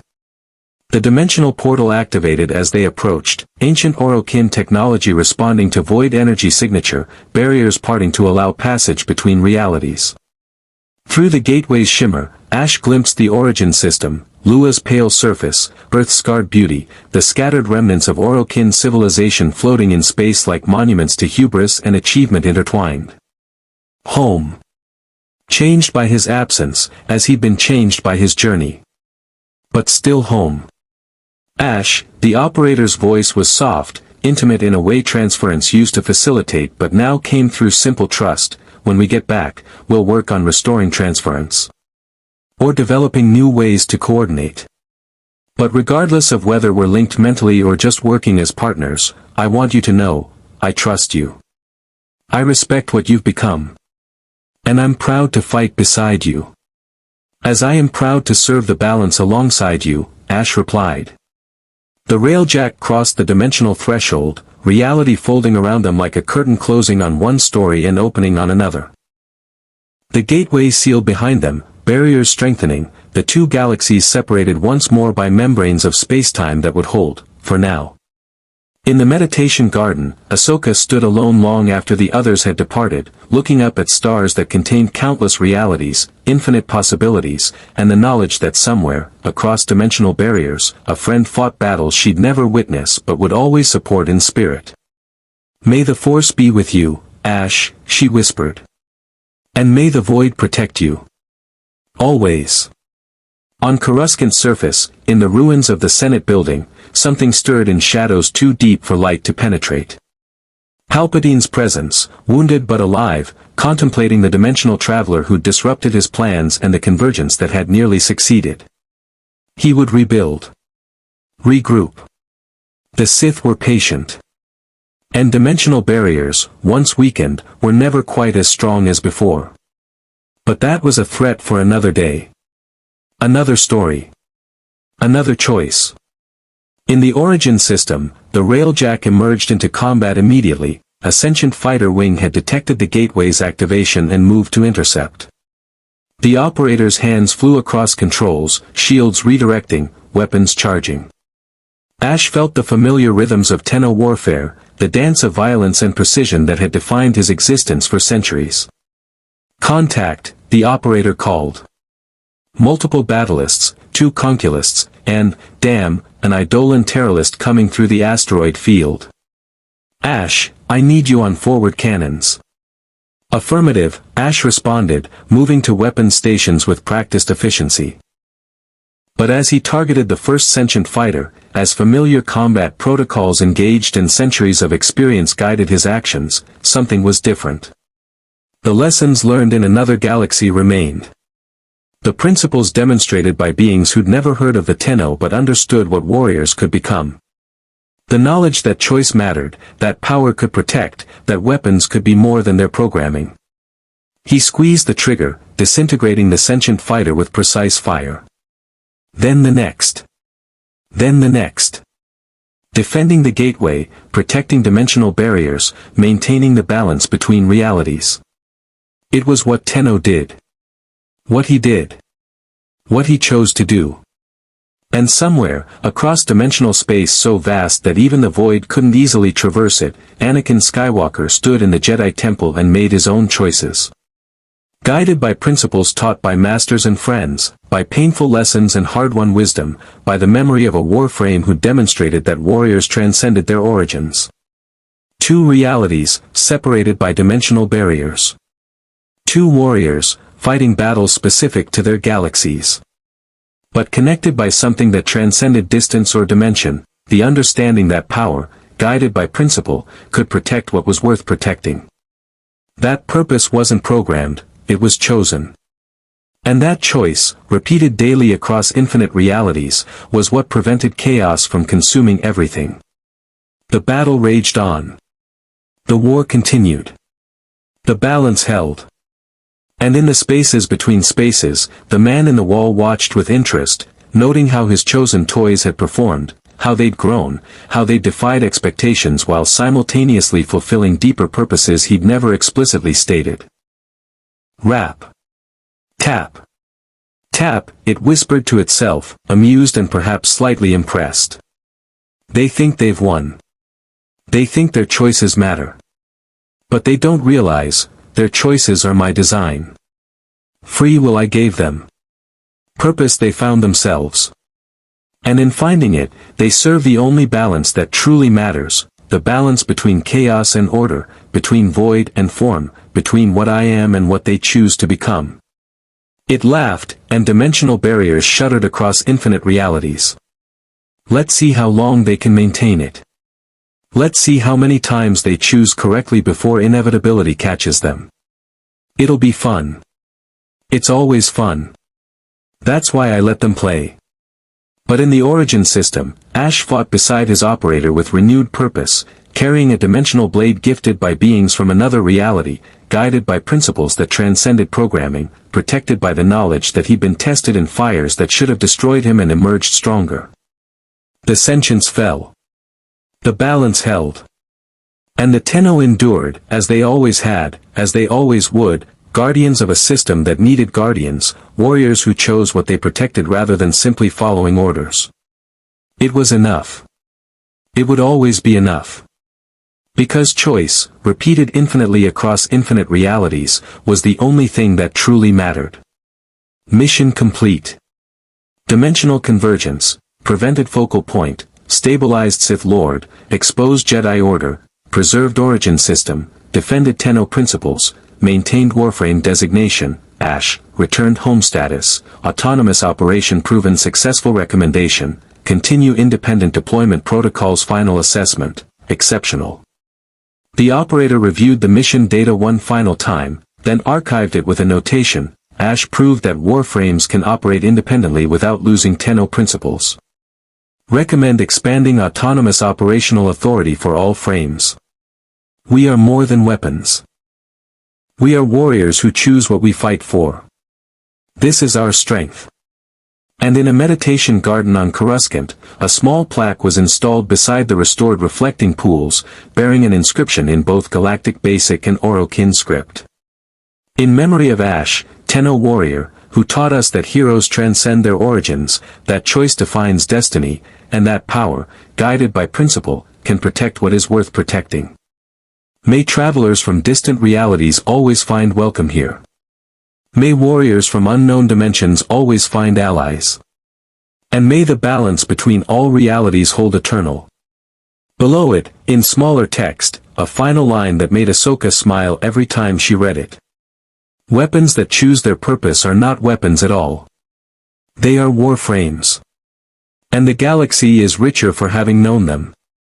ASH's journey through the Star Wars galaxy had taught both realities something fundamental, that warriors were not defined by their origin, their power, or even their programming, but by the principles they chose to uphold and the beings they chose to protect. In the origin system, the Tenno continued their endless war against sentience, Griner, Corpus, and the infested. But they fought with renewed understanding that their choices mattered, that autonomy wasn't weakness, and that even beings created as weapons could become something more through conscious decision and principle-guided action.